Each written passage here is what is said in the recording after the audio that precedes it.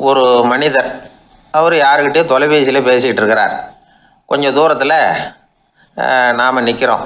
எட்டத்தில் இருந்துக்கிட்டு அவரை கவனிக்கிறோம். அவர் ஃபோனில் பேசுகிறத, அவர் பேசுகிற வார்த்தைகள் என்ன அப்படிங்கிறது நம்ம காதில் விழலை. ஆனாலும் அவர் பேசிக்கிட்டு இருக்கிறது நல்ல செய்தியா கெட்ட செய்தியா அப்படிங்கிறத நம்மளால் யூகிக்க முடியும்.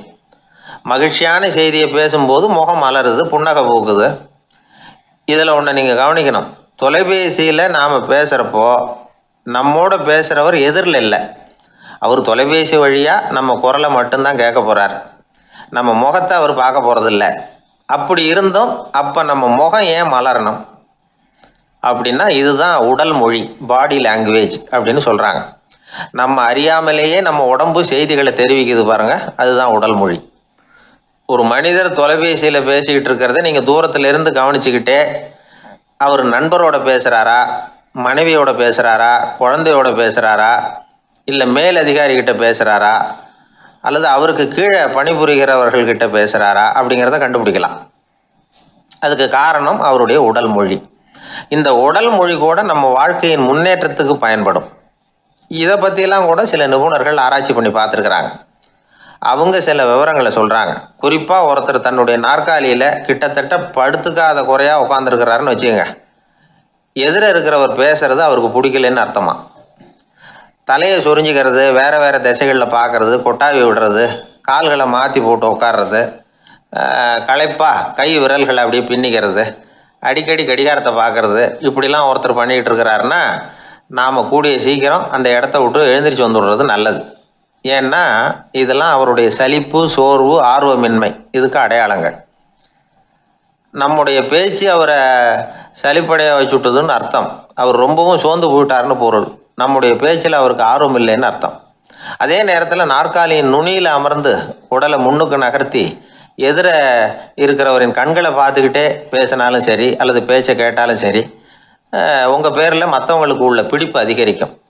நாம் எப்படிப்பட்டவருங்கிறத நம்ம உடம்பும் நடை உடை பாவனையும் அடுத்தவங்களுக்கு காட்டி கொடுத்துரும். உங்கள் உடம்பு, உங்கள் பார்வை, நடை, உட்கார்ற விதம், இதை வச்சுக்கிட்டே நீங்கள் பொறுப்புள்ளவரா, முரடரா, அலட்சியமானவரா, மரியாதை தெரிஞ்சவரா, அடக்கமானவரா, நம்பிக்கைக்கு உரியவரா, நாணயம் இல்லாதவரா, பயந்தவரா, திறமைசாலியா, அப்பாவியா அப்படிங்கிறதையெல்லாம் கண்டுபிடிச்சிடலாம். அதனால் இந்த உடல் மொழியை புரிஞ்சுக்கிட்டு நம்மளை கொஞ்சம் சரிப்படுத்திக்கிட்டோம்னா வாழ்க்கையில் சுலபமாக பல காரியங்களை சாதிக்க முடியும். ஒரு மனநல மருத்துவமனை, அங்கே ஒருத்தர் ஒரு நாற்காலியில் உட்காந்துக்கிட்டு கார் ஓட்டுறது மாதிரி அப்படி பாவனை பண்ணிகிட்டு இருந்தார். ஸ்டியரிங்கை திருப்புறது மாதிரி, பின்னாடி வர்ற வண்டியை நிற்க சொல்கிறது மாதிரி, அப்புறம் இவர் ஒதுங்கிக்கிட்டு அவருக்கு வழி விடுறது மாதிரி, இப்படிலாம் சேட்டைகள் பண்ணிக்கிட்டு இருந்தார் மனநல மருத்துவமனையில். இதை பார்த்துக்கிட்டு இருந்த ஒருத்தர் பக்கத்தில் இருந்த இன்னொருத்தர்கிட்ட கேட்டார், இவர் ஏன் இப்படி பண்ணுறாரு, இவருக்கு ஏன் அப்படி வந்தது நிலைமை அப்படின்னு சொல்லி அவர் விசாரித்தார். அப்போ அவர் விவரம் சொன்னார். வேற ஒன்றும் இல்லைங்க, இவருக்கு கார் ஓட்டணும்னு ஆசை ரொம்ப காலமாக, அது நிறைவேறாமல் போயிட்டுது. அதுக்கப்புறம் அவர் மனநோயாளியை மாறிட்டார். இங்கே அழைச்சிட்டு வந்தாங்க. இங்கே அழைச்சிட்டு வந்ததுலேருந்து அப்படி தான் பண்ணிகிட்டு இருக்கிறார். அவர் கார் ஓட்டுறது மாதிரிலாம் பாவனை பண்ணிகிட்டு இருப்பார், திருப்புறது மாதிரி பண்ணுவார், பின்னாடி வர்றவங்களுக்கு இடம் விடுவார், இப்படிலாம் செய்கிறார் அப்படின்னு விவரம் சொன்னாங்க. நீங்கள் சொல்லப்படாதா, இப்போ நீங்கள் கார் ஓட்டலை, வெறும் நாற்காலியில் தான் உட்காந்துருக்குறீங்க அப்படின்னு நீங்கள் சொல்லப்படாதா அவருக்கு அப்படின்னு கேட்டாங்க. அது முடியாதுங்க, ஏன்னா அந்த காரை கழுவுறதுக்காக அவர் தினமும் எனக்கு 10 ரூபா கொடுத்துக்கிட்டு இருக்கிறார் அப்படின்னாராம் அங்கே வேலை செஞ்சுக்கிட்டு இருந்த ஒருத்தர். அதனால் வாழ்க்கையில் நாம் இந்த உடல் மொழியை புரிஞ்சுக்கணும். உடல் மொழிங்கிறது இப்போ ஆரம்பத்தில் சொன்னது மாதிரி அந்த தொலைபேசியில் பேசுகிறவங்கள தூரத்திலேருந்து பார்த்தாவே அவர் யாருக்கிட்ட பேசுகிறார், என்ன பேசுகிறாருன்னு தெரியும். நம்ம முகத்தை நல்லா வச்சுக்கணும். உடல் மொழியை நம்ம புரிஞ்சுக்கிட்டு பயன்படுத்த ஆரம்பித்தோம்னா எந்த முயற்சி பண்ணினாலும் அதில் வெற்றி நிச்சயம். ஊரில் ஒரு சிற்பி இருந்தார். சிற்பின்னா அவர் ரொம்ப திறமையுள்ளவர். அதாவது எங்கேயாவது ஒரு கல் கிடந்தால் போதும், அதை அப்படியே எடுத்துகிட்டு வருவார். கொஞ்ச நாள் கழித்து அவர் இடத்துக்கு போய் பார்த்தா அழகாக ஒரு சிற்பம் உட்காந்துருக்கும். இந்த கல்லாக கிடந்தது சிற்பமாக மாறி இருக்கும், அந்த அளவுக்கு பண்ணிவிடுவார். அப்பேற்பட்ட சிற்பி எப்படிங்க அவ்வளவு மோசமான ஒரு கல்லில் இருந்து இவ்வளவு அழகாக ஒரு சிற்பத்தை உங்களால் வடிக்க முடிஞ்சுது அப்படின்னு கேட்டால், அது ஒன்றும் பெரிய விஷயம் இல்லைங்க. இந்த சிற்பம் ஏற்கனவே அந்த கல்லுக்குள்ளே இருந்தது. இதை சுற்றி இருக்கிற வேண்டாத பகுதிகளெல்லாம் உளியால் கொத்தி எடுத்துவிட்டேன், அவ்வளவுதான் என் வேலை. உடனே உள்ளே இருந்த இது வெளியில் வந்துட்டுது அப்படிம்பார். அந்த அளவுக்கு திறமைசாலி. ஒரு சின்ன பாறை இல்லைன்னா கருங்கல்ல பார்த்துட்டாருன்னா போகிறோம், விடமாட்டார்.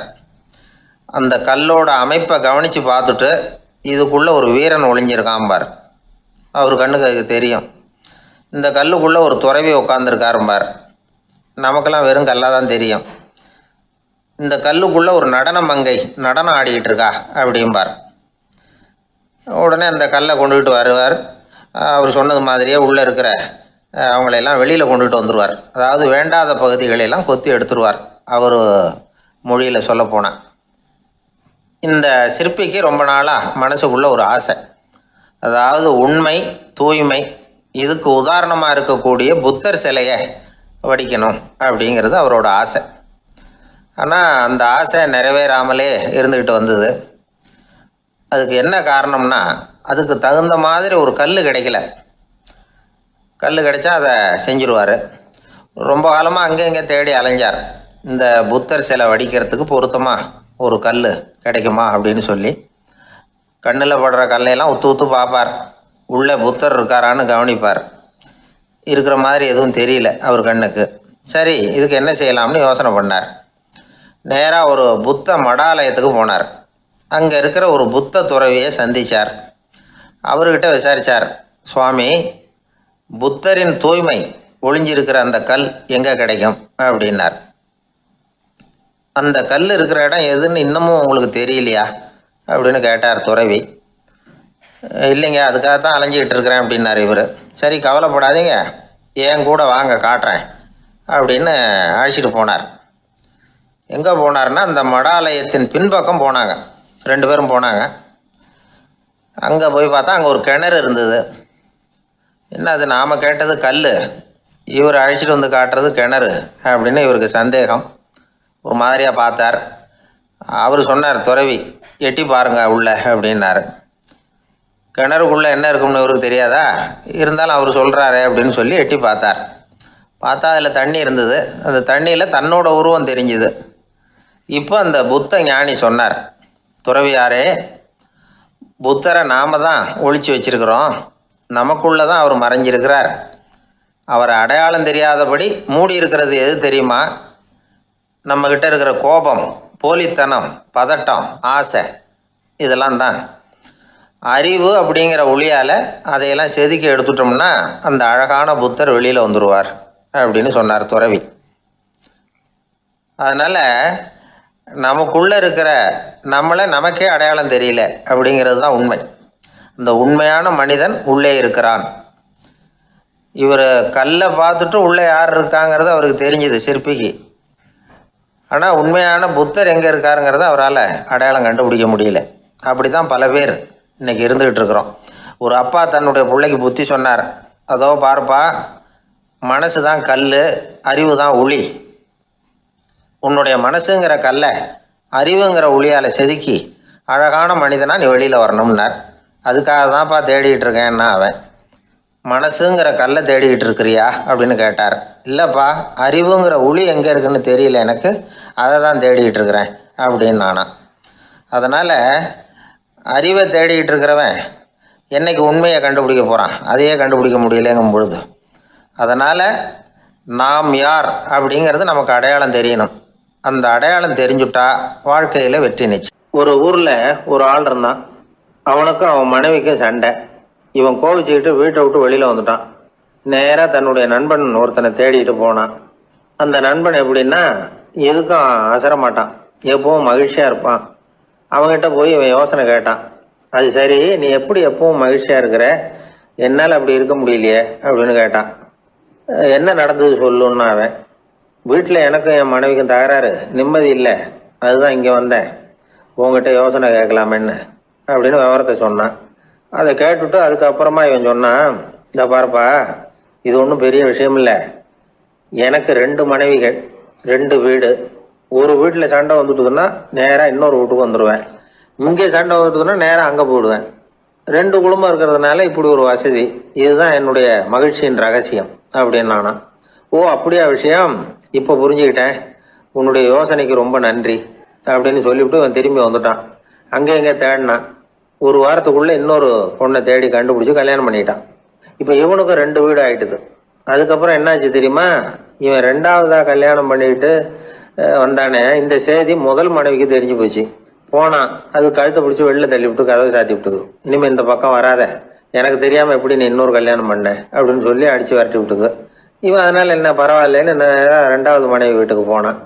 அங்கே பார்த்து, நீ எனக்கு கல்யாணம் பண்ணுறதுக்கு முன்னாடி ஏற்கனவே உனக்கு கல்யாணம் ஆச்சுங்கிற விஷயத்த ஏன் என்கிட்ட சொல்லலை அப்படின்னு சொல்லி அதுவும் கழுத்தை பிடிச்சி வெளில தள்ளி விட்டுது. இவன் வீதிக்கு வந்துட்டான். இங்கேயும் போக முடியல, அங்கேயும் போக முடியல. என்ன இது, அவன் சொல்லி கொடுத்த யோசனை ஒன்றும் சரியாக வரலையே அப்படின்னு யோசனை பண்ணிக்கிட்டே நடந்தான். வழியில் ஒரு பாழடைஞ்ச மண்டபம். சரி, இன்னைக்கு ராத்திரி இங்கேயே படுத்துருவோம், வேற எங்கேயும் போய் படுத்துவங்க முடியாது, அதான் 2 பேரும் விரட்டி விட்டாங்களே, என்ன பண்ணுறது அப்படின்னு சொல்லி அந்த மண்டபத்தில் போய் ஒரு தூணில் ஓரமாக சாஞ்சி உக்காந்தான். அப்போ எதுத்தாப்புல இன்னொரு தூண் ஓரமாக யாரோ அசைகிறது மாதிரி தெரிஞ்சுது, லேசான இருட்டில். யாரப்பா அது அப்படின்னு கிட்ட போய் பார்க்குறான்.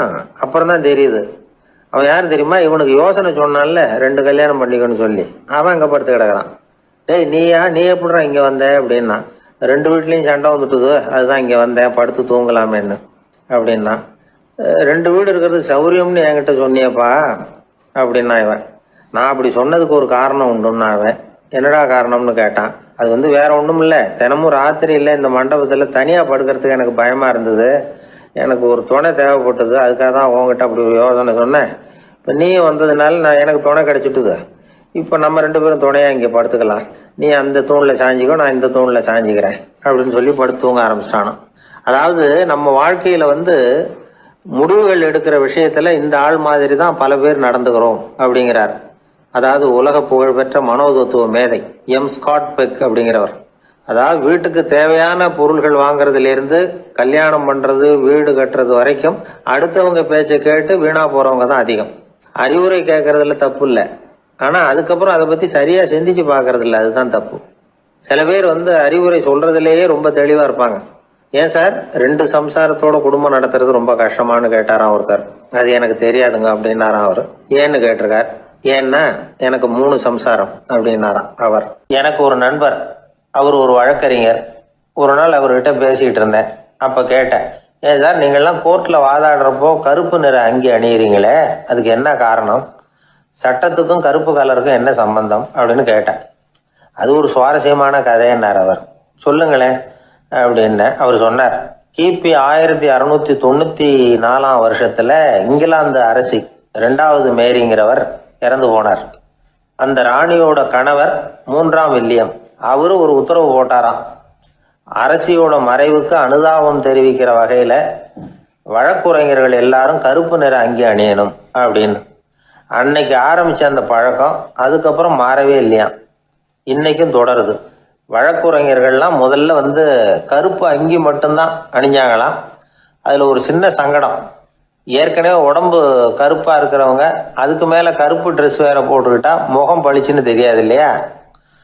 அதனால் முகம் பளிச்சுன்னு தெரியறதுக்காக அவங்கெல்லாம் வெள்ளை நிற பட்டி அணிய ஆரம்பித்தாங்களாம். இப்படி தான் இங்கிலாந்தில் அந்த பழக்கம் ஆரம்பமாயிருக்குது. அந்த சமயத்தில் இந்தியாவை ஆண்டது பிரிட்டிஷ்காரங்க தானே, அதனால் இங்கேயும் அந்த பழக்கம் அப்படி நடைமுறைக்கு வந்துட்டுது. அதே மாதிரி சர்ச்சிலின் மூதாதையரான மார்ல்பரோ பிரபுவின் ஞாபகார்த்தமாக நீதிபதிகள் இந்த வெள்ளை குள்ளாய் அணிகிற முறை பழக்கத்துக்கு வந்துதான். இதுதான் என்னுடைய நண்பர் சொன்ன தகவல். இங்கிலாந்தில் நீதிமன்றம்ங்கிறது ரொம்ப மதிப்புள்ளது. அந்த அளவுக்கு சட்டத்துக்கு அங்கே மரியாதை. அங்கே நடந்த ஒரு சுவாரஸ்யமான நிகழ்ச்சியை ஒரு சகோதரி எழுதி அனுப்பியிருந்தாங்க.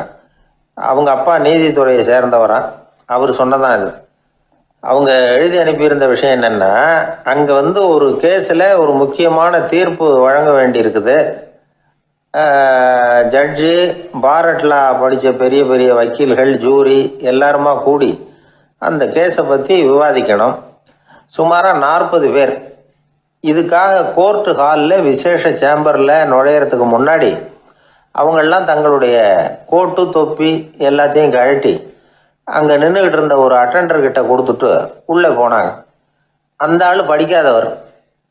அவர் ஒவ்வொருத்தர் கொடுக்குறதையும் வாங்கி அங்கே அப்படியே ஒரு இடத்துல அடுக்கி வைக்கிறார். அப்படியே வாங்கி உள்ளே வச்சுக்கிட்டு இருக்கிறார் ஒவ்வொரு இடத்துல. அது அவரோட வேலை. உள்ளே போன ஜட்ஜி, வக்கீல், ஜூரி எல்லாரும் ரொம்ப நேரமாக அந்த கேஸை பற்றி விவாதிக்கிறாங்க. ஒரு நாள் பூரா ஆயிட்டுது. அவ்வளவு தீவிரமாக அக்கு வேறு ஆணி வேறையை பிச்சு உதறி இருக்கிறாங்க. ஒரு வழியாக 13 மணி நேரம் கழித்து வெளியில் வந்திருக்கிறாங்க. ஒவ்வொருத்தராக வர வர அந்த அட்டெண்டரும் அவங்கவுங்க கோட்டு தொப்பியை அவங்கக்கிட்ட எடுத்து ரொம்ப மரியாதையாக திருப்பி கொடுத்துக்கிட்டு இருக்கிறார். கடைசியாக ஜட்ஜ்மெண்ட்லாம் எழுதி முடிச்சுட்டு ரொம்ப திருப்தியோடவும் களைப்போடவும் வெளியில் வந்துக்கிட்டு இருக்கிறாராம். இந்த ஆள் அவருடைய மேல் கோட்டையும் தொப்பியையும் எடுத்து அவர்கிட்ட ரொம்ப மரியாதையோடு நீட்டினாராம். ஜட்ஜுக்கு ரொம்ப ஆச்சரியம். இந்த ஆள் எப்படி இவ்வளவு பேரோட கோட்டு தொப்பி எல்லாத்தையும் ஞாபகம் பேசகாமல் திருப்பி கொடுக்குறார் அப்படிங்கிறது அவருக்கு ஆச்சரியம். அதனால் அவர் அந்த ஆளை பார்த்து கேட்டாராம், ஏப்பா இந்த கோட்டை கொடுக்குறியே, இது என்னோடது தானா, என்னோடது தான்னு உனக்கு எப்படி தெரியும் அப்படின்னாராம்.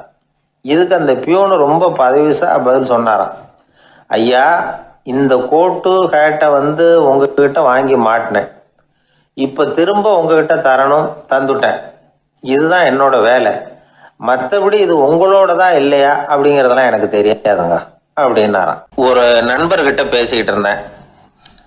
அவருடைய உறவினர் ஒருத்தர் ஒரு நேர்முக தேர்வுக்கு போயிருந்தாராம், இன்டர்வியூக்கு.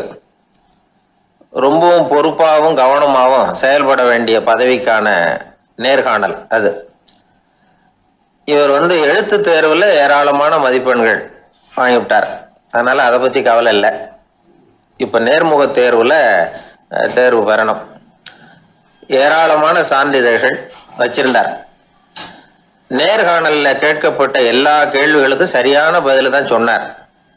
இருந்தாலும் பாருங்க, அந்த நேர்முக தேர்வில் அவர் தேர்ந்தெடுக்கப்படலை. என்ன காரணம் அப்படின்னு பின்னாடி விசாரிச்ச போதான் விவரம் தெரிஞ்சுதான்.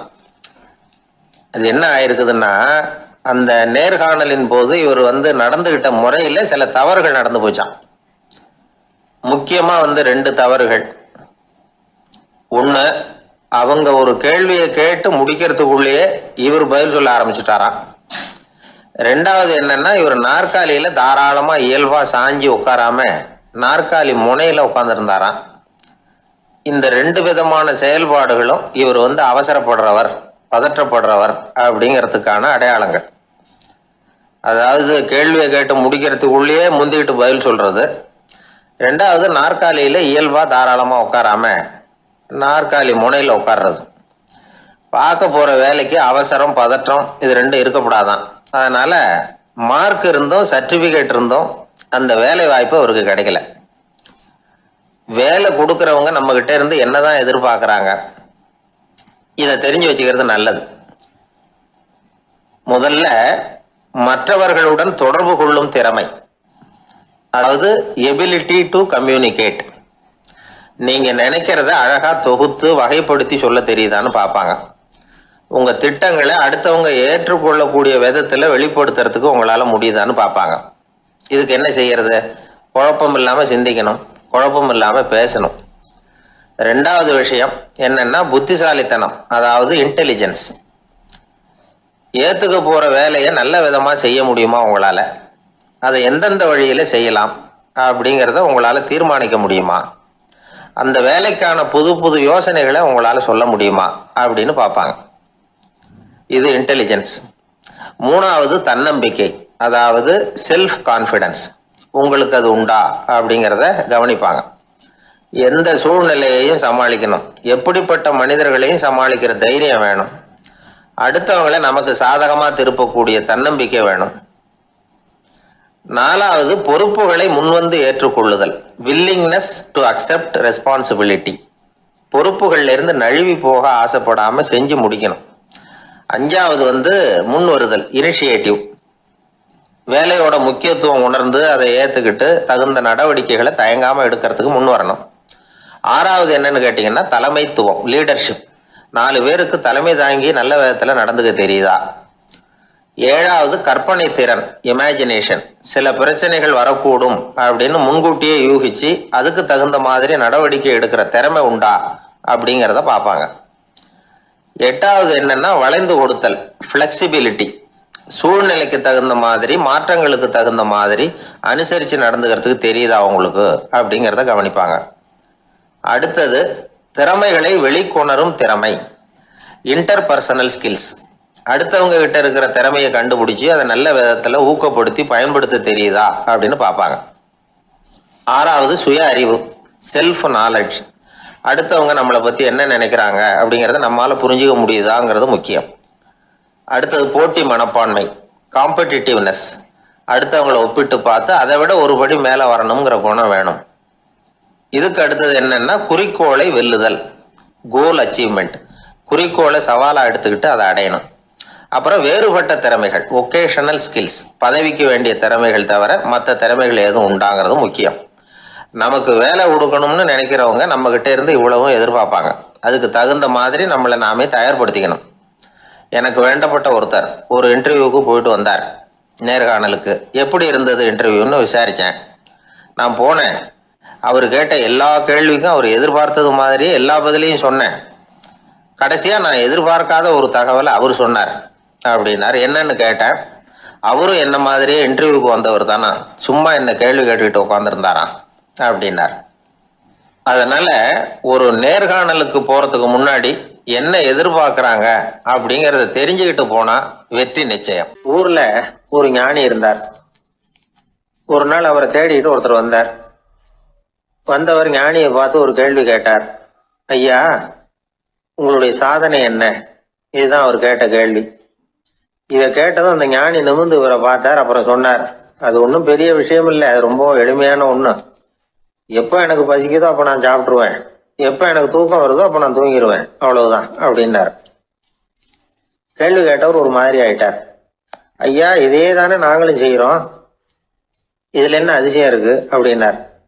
இப்ப அந்த ஞானி சொன்னாராம், இங்கதான் நீங்க தப்பு பண்றீங்க அப்படின்னாராம். அப்படியான்னாரு இவரு. ஆமா அப்படின்னாராம். நீங்க செய்யற தவறு எனக்கு புரியுது. ஏன்னா நான் உங்களை மாதிரி நான் வாழ்ந்து பார்த்திருக்கிறேன். அதனால என்னுடைய அனுபவத்துல உங்களுக்கும் எனக்கும் உள்ள வித்தியாசத்தை உணர முடியுதுன்னாராம். என்ன சொல்றீங்க, எனக்கு ஒன்றும் புரியலையேன்னாரா இவரு. இத பாருங்க, சாப்பிடுறதுங்கிறது நாம ரெண்டு பேருக்கும் பொதுவான ஒரு காரியம்தான். ஆனா நீங்க சாப்பிடுறதுக்கும் நான் சாப்பிடுறதுக்கும் வித்தியாசம் இருக்கு அப்படின்னாராம். என்ன வித்தியாசம்னு கேட்டிருக்கார். நீங்க பசி இல்லாத பொழுது சாப்பிடுறீங்க, இப்போ சாப்பிடுற நேரம் வந்துட்டுது அப்படிங்கிறதுக்காக சாப்பிடுறீங்க.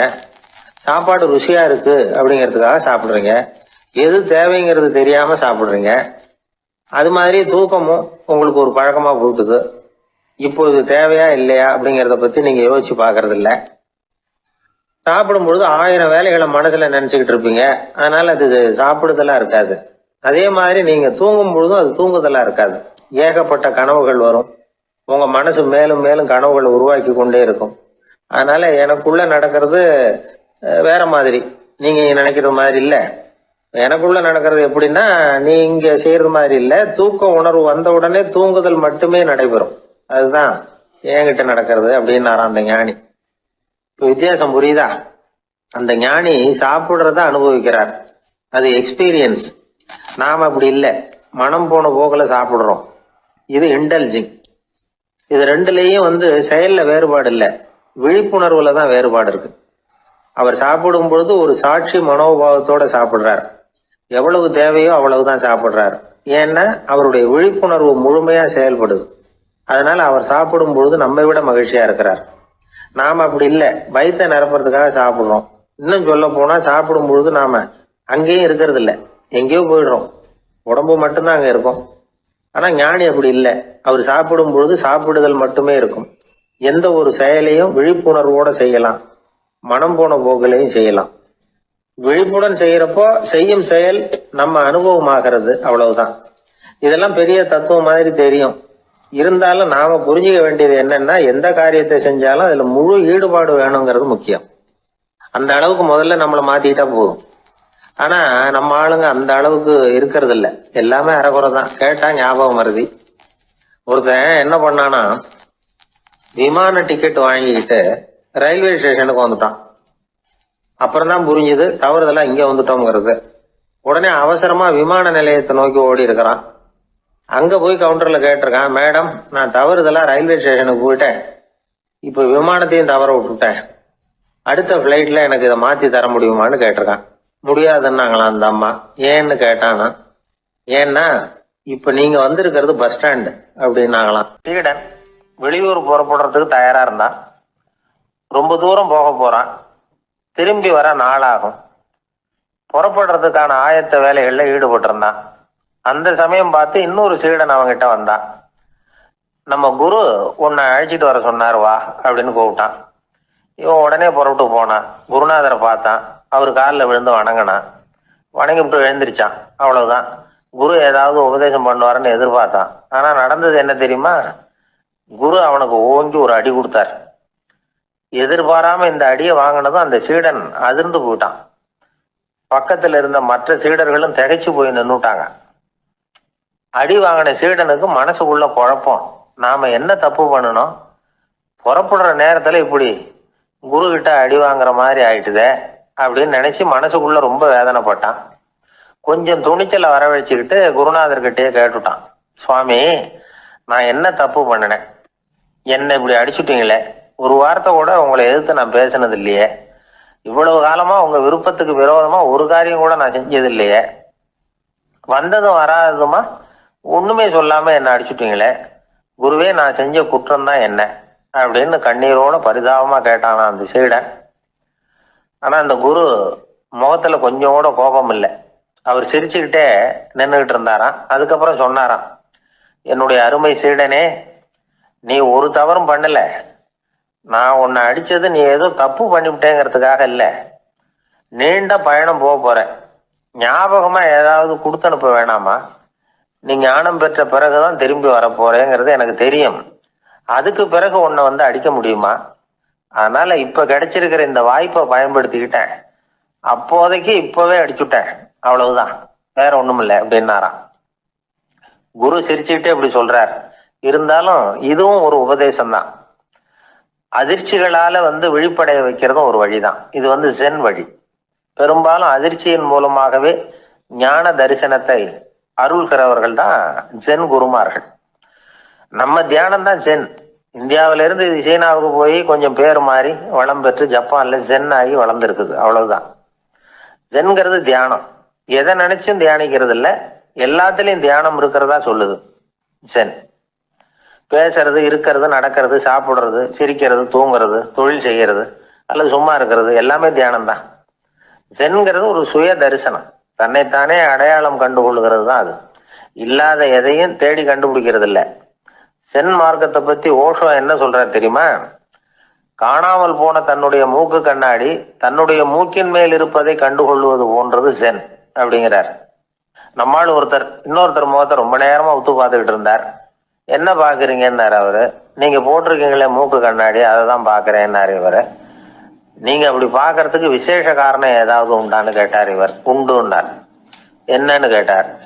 நேத்திக்கு காணாம போன என்னோட மூக்கு கண்ணாடி அது அப்படின்னாராம் இவர். ஒருத்தன் தன்னுடைய நண்பனை வழியில பார்த்தான். என்னப்பா லெட்டர் போட்டுனே கிடைச்சதா அப்படின்னா. ஓ கிடைச்சதேன்னா அவன். இவன் உடனே ஏன்டா போய் சொல்ற, நான் உனக்கு லெட்டரே போடல, சும்மா தான் கேட்டேன், உடனே கிடைச்சிட்டுதுங்கிறிய அப்படின்னா. லெட்டர் போட்டேன்னு நீ போய் சொல்றப்போ அது கிடைச்சதுன்னு நான் போய் சொல்லக்கூடாதா அப்படின்னானா அவன். இப்படிப்பட்டவங்க சில பேர் இருந்தா கூட இன்னைக்கு கடிதம் மூலமா தொடர்பு கொள்ளாதவங்க இருக்கவே முடியாது. அந்த அளவுக்கு அது அவசியமான ஒன்னாயிட்டுது. இந்த அஞ்சல் அட்டைகள் எப்படி ஆரம்பமாச்சு தெரியுமா? ஆஸ்திரியா நாட்டுல ஒரு பேராசிரியர் இருந்தார். அவர் பேர் இம்மானுவேல் ஹெர்மன். அவர் ஒரு நாள் ஒரு பத்திரிகையில கட்டுரை எழுதினாராம். இது நடந்தது 1869. அவர் எழுதின கட்டுரையில மக்கள் அதிகம் செலவு இல்லாம ஒருத்தருக்கு ஒருத்தர் தகவல் பரிமாறிக்கிறது எப்படி அப்படிங்கிறத பத்தி எழுதியிருந்தார். அதுக்கு சில யோசனைகளை அவரே எழுதியிருந்தாராம். எப்படின்னா, அந்த கட்டுரையை எல்லாரும் படிச்சு பார்த்துருக்குறாங்க. அவர் சொன்ன யோசனைகள் என்னன்னு. அது அரசாங்கத்தின் கவனத்துக்கு அது போச்சான். ஆகா, இது அவர் சொல்ற யோசனை நல்லா இருக்கும் போல் இருக்கு அப்படின்னு அவங்களே நினைச்சிருக்கிறாங்க. அவ்வளவுதான். உடனே அந்த யோசனையை நடைமுறைக்கு கொண்டுகிட்டு வந்தாங்களாம். பேராசிரியர் இம்மானுவேல் ஹெர்மனின் யோசனைப்படி அச்சடிச்ச அரசு முத்திரையோட அரசாங்கம் அஞ்சல் அட்டைகளை வெளியிட ஆரம்பிச்சுதான். 1869 அக்டோபர் 7ஆம் தேதி இது நடந்திருக்கு. உலகின் முதல் அஞ்சல் அட்டை வெளிவந்த நாள் அது. அப்பதான் அதுக்கு பேர் என்ன தெரியுமா? அதாவது கரஸ்பாண்டிங் கார்டு அப்படின்னு பேராது. அதுக்கப்புறம் என்ன ஆச்சுன்னா உடனடியாக அமெரிக்காவிலேயே இது மாதிரியான கார்டுகளை வெளியிட ஆரம்பிச்சிட்டாங்க. அங்கே இதுக்கு என்ன பேர் தெரியுமா? Postal card. அதுக்கப்புறம் 1870 இங்கிலாந்துலேயும் இதை வெளியிட்டாங்களாம். அதை வெளியிட்ட முதல் நாள் அன்னைக்கு என்ன நடந்தது தெரியுமா? மக்கள்லாம் ஏதோ நியாய விலை கடையில் நிற்கிறது மாதிரி பெரிய பெரிய கியூ வரிசையில் நின்று இதை வாங்கினாங்களாம். நம்ம நாட்டில் முதல் அஞ்சலகம் 1927 கல்கத்தாவில் ஆரம்பமாயிருக்கு. இன்னைக்கும் அஞ்சலகம் இல்லாத இடமே இல்லை. அந்த அளவுக்கு அஞ்சல் போக்குவரத்து அதிகமாக இருக்குது. அன்னைக்கு உள்நாட்டில் ஒருத்தருக்கு ஒருத்தர் தகவல் பரிமாற்றம் செய்து கொள்ள மலிவான ஒரு அஞ்சல் அட்டையை அரசாங்கம் வெளியிடலாம் அப்படின்னு பேராசிரியர் எழுதின கட்டுரை இன்னைக்கு எந்த அளவுக்கு ஆகியிருக்கு பார்த்தீங்களா? ஒருத்தன் ஒரு தபால் பெட்டிக்கு பக்கத்தில் தலையை வச்சுக்கிட்டு அவன் பாட்டுக்கு நின்றுட்டு இருந்திருக்கான். அங்கே இருந்து இன்னொருத்தன் கேட்டிருக்கான், என்ன ஆச்சுன்னு. கொஞ்ச நேரத்துக்கு முன்னாடி இந்த தபால் பெட்டியில் ஒரு கார்டு எழுதி போட்டேன், விவரமெல்லாம் நல்லா தான் எழுதியிருக்கிறேன், ஆனால் அட்ரஸ் எழுத மறந்துட்டேன் அப்படின்னு நானா. உடனே அவன், அதுக்காக கவலைப்படாத, நான் போட்ட கார்டில் அட்ரஸ் எல்லாம் பின்கோடு உள்பட கரெக்டாக எழுதியிருக்கேன், ஆனால் விவரம் எழுத மறந்துட்டேன் நானா. கவலைப்படாத, கொஞ்ச நேரத்தில் தபால்காரர் வருவார், பெட்டியை திறந்ததும் நம்ம லெட்டரை கேட்டு வாங்கிக்கலாம்னா ஒருத்தன். கொஞ்ச நேரத்துக்கு முன்னாடி அவர் வந்தார், கேட்டேன், அதுக்கப்புறம் தான் மனசுக்கு ரொம்ப கஷ்டமாக போச்சு நானா. இவன் ஏண்டான்னு கேட்டிருக்கான். அவன், இது தபால் புட்டு இல்லையா. ஒரு தடவை கலைவாணர் என்எஸ் கிருஷ்ணன் பேராசிரியர் கல்கியை சந்திச்சு பேசிக்கிட்டு இருந்தாராம்.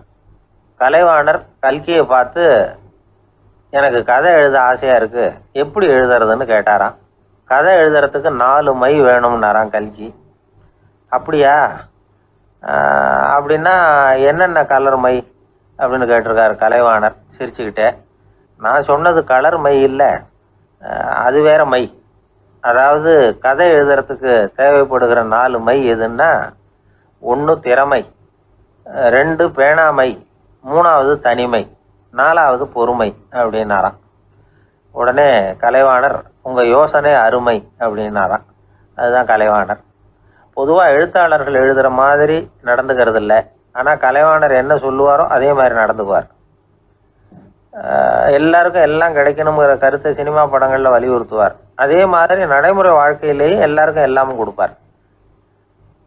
பணம், பதவி, புகழ் இப்படி எதுவுமே இல்லாத ஒரு சாதாரண மனுஷனாக இருந்தால் கூட இவர் மனுஷனுக்கு கொடுக்குற மரியாதையில் கொஞ்சமும் குறைச்சல் இருக்காது.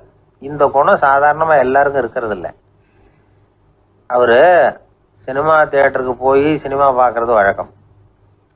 அவர் வந்திருக்கிறாருங்கிறது தெரிஞ்சால் போதும், வெளியில் பிச்சைக்காரங்க வந்து கூடிடுவாங்க.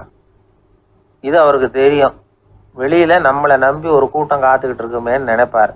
உடனே ஒரு 100 ரூபா நோட்டை கொடுத்து சில்லறையாக மாற்றிட்டு வர சொல்லுவார். படம் முடிஞ்சு வெளியில் வர்றப்போ சில்லறையோடு வருவார், எல்லாருக்கிட்டையும் கொடுத்துருவார். ஏன்னா எல்லாரும் தேடிட்டு வருவாங்க அவரை. என்ன எல்லாரும் சௌக்கியமாக இருக்கிறீங்களா அப்படின்னு பிரியமாக விசாரிப்பார். ஏதோ ரொம்ப நெருங்கின சொந்தக்காரங்களை விசாரிக்கிறது மாதிரி விசாரிப்பார். தன்கிட்ட இருக்கிற சில்லறையை எல்லாருக்கும் சமமாக பிரித்து கொடுத்துட்டு தான் அங்கேருந்து புறப்படுவார். ஒரு நாள் அது மாதிரி புறப்படுற சமயத்தில் ஒரு சின்ன பையனுக்கு சில்லறை எதுவும் கிடைக்கல கொடுக்கறதுக்கு.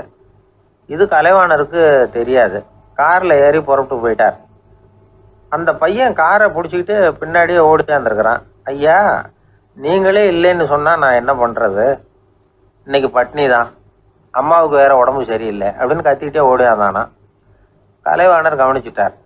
உடனே காரை நிறுத்த சொன்னார், இறங்கினார். அந்த சின்ன பையனை கட்டி பிடிச்சிக்கிட்டு, என்னை மன்னிச்சுக்கப்பா, நான் கவனிக்காமல் வந்துட்டேன் அப்படின்னு சொல்லி அழ ஆரம்பிச்சிட்டாராம். இன்னொரு தடவை இதே மாதிரி ஒரு தியேட்டர்லேருந்து வெளியில் வந்திருக்கிறார். ஒரு ஆள் அவர்கிட்ட வந்து நின்றுருக்கார். அவர் கொடுக்கறதுக்கு இவர்கிட்ட பணம் இல்லை. பணம் இல்லையாப்பா அப்படின்னாராம். உங்ககிட்டே இல்லையா அப்படின்னாராம் அவர். கலைவாணருக்கு மனசு ரொம்ப சங்கடமாக போச்சு. உடனே புறப்பட்டு வீட்டுக்கு போனார். அங்கே இங்கே தேடி பார்த்து அங்கேருந்த கொஞ்சம் நெஞ்ச சில்லறை எடுத்தார். காரு டிரைவரை கூப்பிட்டார். தியேட்டர் வாசலில் நின்றுக்கிட்டு இருந்த ஆசாமியோட அங்க அடையாளங்களை சொன்னார். காரை எடுத்துகிட்டு போய் அந்த ஆளை கண்டுபிடிச்சி இந்த காசை கொடுத்துட்டு வா அப்படின்னு அனுப்பி வச்சாராம். பிச்சை போடுறதுக்காக காரை அனுப்புனதாக வேற யாரை பற்றியாவது நீங்கள் கேள்விப்பட்டிருக்கிறீங்களா? அவர் ஒரு வித்தியாசமான மனிதர், வித்தியாசமான கலைஞர். கலைவாணரோட சகோதரர் கல்யாணம் நடந்தது. அதில் தியாகராஜ பாகவதர் கச்சேரி முடிஞ்ச உடனே அதில் சம்பந்தப்பட்ட கலைஞர்களுக்கெல்லாம் கலைவாணர் பரிசுகள் கொடுக்குறார். அந்த கச்சேரியில் கடம் வாசித்தவருக்கு மட்டும் மற்ற எல்லாருக்கும் கொடுத்ததை விட பெருசாக ஒரு வெள்ளி கோப்பையை பரிசாக கொடுத்தாராம். மற்றவங்களுக்கெல்லாம் சின்னதாக கொடுத்துட்டு கட வித்துவானுக்கு மட்டும் பெருசா பரிசு கொடுக்குறீங்களே ஏன்னு கேட்டிருக்கிறாங்க. அதுக்கு கலைவாணர் விளக்கம் கொடுத்தாராம். இப்பெல்லாம் ரயிலில் கூட்டம் அதிகங்கிறது உங்களுக்கு எல்லாருக்கும் தெரியும். இந்த வித்துவான் இவ்வளவு பெரிய மண்பானைய ரயில்ல ரொம்ப பத்திரமா உடையாம ரொம்ப தூரத்துல இருந்து கொண்டு வந்திருக்கிறாரே, அது என்ன சாமானியமான காரியமா? அவரோட அந்த சாமர்த்தியத்தை பாராட்டுறதுக்காக தான் அவருக்கு இவ்வளவு பெரிய பரிசு அப்படின்னாராம். அறிவில் சிறந்தவர்கள் ஆண்களா பெண்களா? என்னுடைய நண்பர் ஒருத்தரை பார்த்து நான் கேட்ட கேள்வி இது. அவர் மெதுவா தன்னுடைய தலையை சொரிஞ்சுக்கிட்டே சொன்ன பதில், அதுல என்ன சார் சந்தேகம், அவங்க தான் அப்படின்னார். அனுபவ அடிப்படையில் அவர் இப்படி சொல்றார். அறிவியல் அடிப்படையில் பார்க்குறவங்களும் இப்படி தான் சொல்றாங்க. இயற்கையின் நோக்கம் இனப்பெருக்கம், இதில் பெண்களின் பங்கு அதிகம். அதனால இயற்கையே பெண்களுக்கு பல சலுகைகளை கொடுத்துருக்குது, சக்தியை கொடுத்துருக்குது. இப்போ வெளிநாடுகளில் இதை பற்றியெல்லாம் நிறைய ஆராய்ச்சி பண்ணி பார்த்துருக்குறாங்க, புள்ளி விவரங்கள்லாம் வெளியிட்டிருக்கிறாங்க. ஆண் குழந்தைகளை விட பெண் குழந்தைகள் முன்னாடியே பேச ஆரம்பிச்சுடுறாங்களாம். அது மட்டும் இல்லை, அதிக எண்ணிக்கையில் வார்த்தைகளை கற்றுக்கிறாங்களாம். அப்புறம் பலவிதமான வாக்கிய அமைப்புகளை அமைச்சு பேசுறதுலையும் பெண் குழந்தைகள் முன்னாடியே ஆரம்பிச்சுடுறாங்களாம். இதெல்லாம் சீக்கிரமாக செய்கிறது பெண் குழந்தைகள் தான். சம வயதுள்ள ஆண் குழந்தைகள் பெண் குழந்தைகள் இவங்களை வச்சு சோதனைகள் பண்ணி பார்த்துருக்குறாங்க. அதாவது ஒரே வயசுள்ள ஆண் குழந்தை பெண் குழந்தை இதெல்லாம் வச்சு அவங்கக்கிட்ட ஒரே கேள்வியை பல விதமாக கேட்கறது, ஒரே செய்தியை வேற வேற கோணங்கள்லேருந்து விளக்கிறது, தவறு இல்லாமல் பேசுறது, வேகமாக படிக்கிறது, எழுதுறது, புரிஞ்சுக்கிறது, இப்படி இதை பற்றிலாம் எத்தனையோ சோதனைகள்லாம் செஞ்சு பார்த்துருக்குறாங்க. அப்படி பார்த்ததில் என்ன தெரிஞ்சதுன்னா, அதில் எல்லாம் ஆண் குழந்தைகளை விட பெண் குழந்தைகள் 1.5 மடங்கு அதிக திறமை உள்ளவங்களாக இருக்கிறாங்களாம். இன்னொரு மொழியை கற்றுக்கிறது, பேசுறது, எழுதுறது, இது கூட பெண்களுக்கு சுலபமாக வருதான். 2 மொழிகளை மாற்றி மாற்றி பேசுறது, மொழிபெயர்க்கிறது, இப்படிலாம் கூட சோதனை பண்ணி பார்த்துருக்குறாங்க. இதுலேயும் பெண்களுக்கு தான் அதிக திறன். சரி, இதை விடுங்க. புள்ளி வச்சு கோலம் போடுறது, அதில் இருந்து இந்த கை கடிகாரங்களில், கம்ப்யூட்டர்களில் நுண்ணிய பாகங்களை பொருத்துறது, இது வரைக்கும் பெண்கள் தான் திறமையாக செயல்படுறாங்க அப்படிங்கிறது அந்த சோதனை முடிவு. இந்த நுட்பம், துல்லியம், விரைவு, சிறு கை இயக்கங்களோடு செய்ய வேண்டிய மென்மையான பணிகள், இதுக்கெல்லாம் தேவை கவன குவியம், பொறுமை, இதெல்லாம் பெண்கள்கிட்ட தான் இருக்குதான். அமெரிக்காவில் இன்னொரு சோதனை கூட செஞ்சு பார்த்துருக்குறாங்க. பெண்களின் மூக்கு மோப்ப உணர்வு, இதெல்லாம் எப்படின்னு பார்த்துருக்குறாங்க. பெண்கள் அதிக எண்ணிக்கையில் வாசனைகளை பிரித்து கண்டுபிடிச்சி விடுறாங்களாம். ஆண்களால் அந்த அளவுக்கு முடியலையாம். சரி, காது எப்படின்னா செவிப்புலன் உணர்வும் பெண்களுக்கு தான் அதிகமாக. ஒரு கும்பல், அதில் பலவிதமான சத்தம், அதுக்கு இடையில் இந்த குரலோட தொனி, ஏற்ற இறக்கம், இதை வச்சு பேசுகிற ஆளை கண்டுபிடிச்சிடுறாங்களாம். ஒரு கூட்டத்தில் தன்னுடைய வீட்டுக்காரர் எங்கே இருக்கார், பிள்ளைகள் எங்கே இருக்காங்க அப்படிங்கிறதெல்லாம் பெண்கள் சீக்கிரமாக கண்டுபிடிச்சி விடுறாங்களாம். இன்னொரு விஷயம், ஒரு பொருளை பார்த்த உடனே அது என்னென்னு அடையாளம் கண்டுக்கிறது, அதை மனசில் பதிய வச்சுக்கிறது, அப்புறமா இன்னொரு சந்தர்ப்பத்தில் அது எங்கே இருந்தது அப்படின்னு சரியாக ஞாபகப்படுத்திக்கிறது, இது மாதிரி சோதனைகள்லாம் கூட பெண்கள் தான் முன்னணியில் இருக்கிறாங்க. ஒரு சராசரி சூழ்நிலையில் ஆண்களை விட அதிகமான எண்ணிக்கையில் புன்னகை புரிகிறது, சிரிக்கிறது பெண்கள் தானா. அதிகமாக தோழமை உணர்வோடு பேசுறது அவங்க தானா. 2 பெண்கள் பேசிகிட்டு இருக்கிறதையும் பாருங்கள், அதே மாதிரி 2 ஆண்கள் பேசிகிட்டு இருக்கிறதையும் பாருங்கள். ஆண்கள் ஒரு அடி தள்ளியே நின்று பேசிகிட்டு இருப்பாங்க. மருத்துவர்களை எடுத்துக்கொள்ளுங்கள், அதாவது சிரிச்ச முகத்தோட நோயாளிகள்கிட்ட பரிவோடு பேசுறதுல பெண் டாக்டர்கள் தான் அதிகம். இதுவரை சொல்லப்பட்டது எல்லாமே அறிவியல் பூர்வமான செய்திகள். அதனால் இளம் பெண்கள் வாழ்க்கையில் சோர்வடைய தேவையில்லை. இயற்கையே நமக்கு சாதகமாக இருக்குது, எல்லாம் முடியும் நம்மால அப்படிங்கிறத அவங்க புரிஞ்சுக்கணும். ஒரு பையன் தன்னுடைய அப்பா அம்மா திருமண ஆல்பத்தை புரட்டிக்கிட்டே இருந்தான். அப்புறம் அம்மாகிட்ட கேட்டான், அம்மா இது யார் சின்ன வயசில் எடுத்ததா, இது என்னன்னு தெரியலையே, இந்த படத்தில் அழகாக மீசை வச்சுக்கிட்டு சிரிச்சுக்கிட்டு நிற்கிறது யார் அப்படின்னு கேட்டான். அதுதாண்டா அவங்க அப்பான்னாங்க அந்த அம்மா. அப்படின்னா இப்போ நம்ம வீட்டில் நரைச்ச தலையோடு அழுது வடிஞ்சிக்கிட்டு இருக்காரு ஒருத்தர், அவர் யாருன்னு கேட்டானா. இது பையனுடைய புத்திசாலித்தனம். பெண் பிள்ளைகள் அப்படி கேட்கறதில்ல. அதனால் இந்த கதையெல்லாம் எதுக்காக அப்படின்னா, இளம் பெண்கள் வாழ்க்கையில் சோர்வு அடைஞ்சு போயிடக்கூடாது. அதனால் பெண்கள் எல்லாம் முடியும் நம்மாலும் அப்படிங்கிறத நினச்சி செயல்பட்டாங்கன்னா வாழ்க்கையில் வெற்றி நிச்சயம். ஒருத்தங்க கூட நாம் சண்டை போடுறோம், அதில் நாமளே ஜெயிச்சு விட்றதா வச்சுக்குவோம். நம்ம மனசுக்கு சந்தோஷமாக தான் இருக்கும், இருந்தாலும் உள் மனசில் ஒரு பயமும் உண்டாகலாம். தோற்று போனவன் சும்மா இருப்பானா? அவன் மறுபடியும் எப்போ சந்தர்ப்பம் வரும்னு எதிர்பார்த்துக்கிட்டு தானே இருப்பான். அதனால வெற்றியின் ஒரு பக்கம் சந்தோஷமா இருந்தாலும் இன்னொரு பக்கம் பயமா தான் இருக்கும். ஒரு மன்னன் இருந்தான், நிறைய பேரோட அவன் சண்டை போட்டான், ஜெயிச்சான், பல நாடுகளை வென்றான். அதனாலேயே அவன் மனசுக்குள்ள ஒரு பயம் உண்டாயிட்டுது. பகை மன்னர்கள் எல்லாம் படையெடுத்துக்கிட்டு வந்துட்டா என்ன பண்றது அப்படிங்கிற பயம். எல்லாரும் இப்ப இருக்கிற இந்த மாளிகையை கைப்பற்றிக்கிட்டா என்ன பண்றது அப்படின்னு யோசனை பண்ணா நடுங்க ஆரம்பிச்சிட்டான். ஏன் ஒரு மாதிரியா இருக்கிறீங்க அப்படின்னு கேட்டார் அமைச்சர்.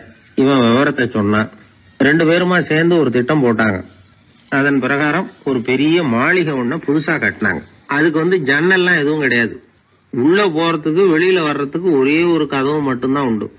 அதை தவிர அந்த மாளிகைக்கு வேற எந்த வழியும் கிடையாது. ஒரு சின்ன துவாரம் தெரிஞ்சா கூட அதையும் சுத்தமா அடைச்சுட்டாங்க. ஒரே ஒரு கதவு வச்சானே, அந்த வழியை பாதுகாக்கிறதுக்கும் ஏராளமான வீரர்களை காவலுக்கு நிறுத்தி வச்சிருக்கிறாங்க. இவ்வளவும் பண்ணி முடிச்சதுக்கு அப்புறம் தான் அந்த மன்னனுக்கு மனசு திருப்தியா இருந்துதான். ஒரு நாள் அந்த ராஜாவும் அமைச்சரும் அந்த ஒரு கதவு வழியா வெளியில வந்திருக்கிறாங்க மெதுவா. என்ன அமைச்சரே, எப்படி நம்ம ஏற்பாடு அப்படின்னு அட்டகாசமா சிரிச்சுக்கிட்டே கேட்டானா ராஜா.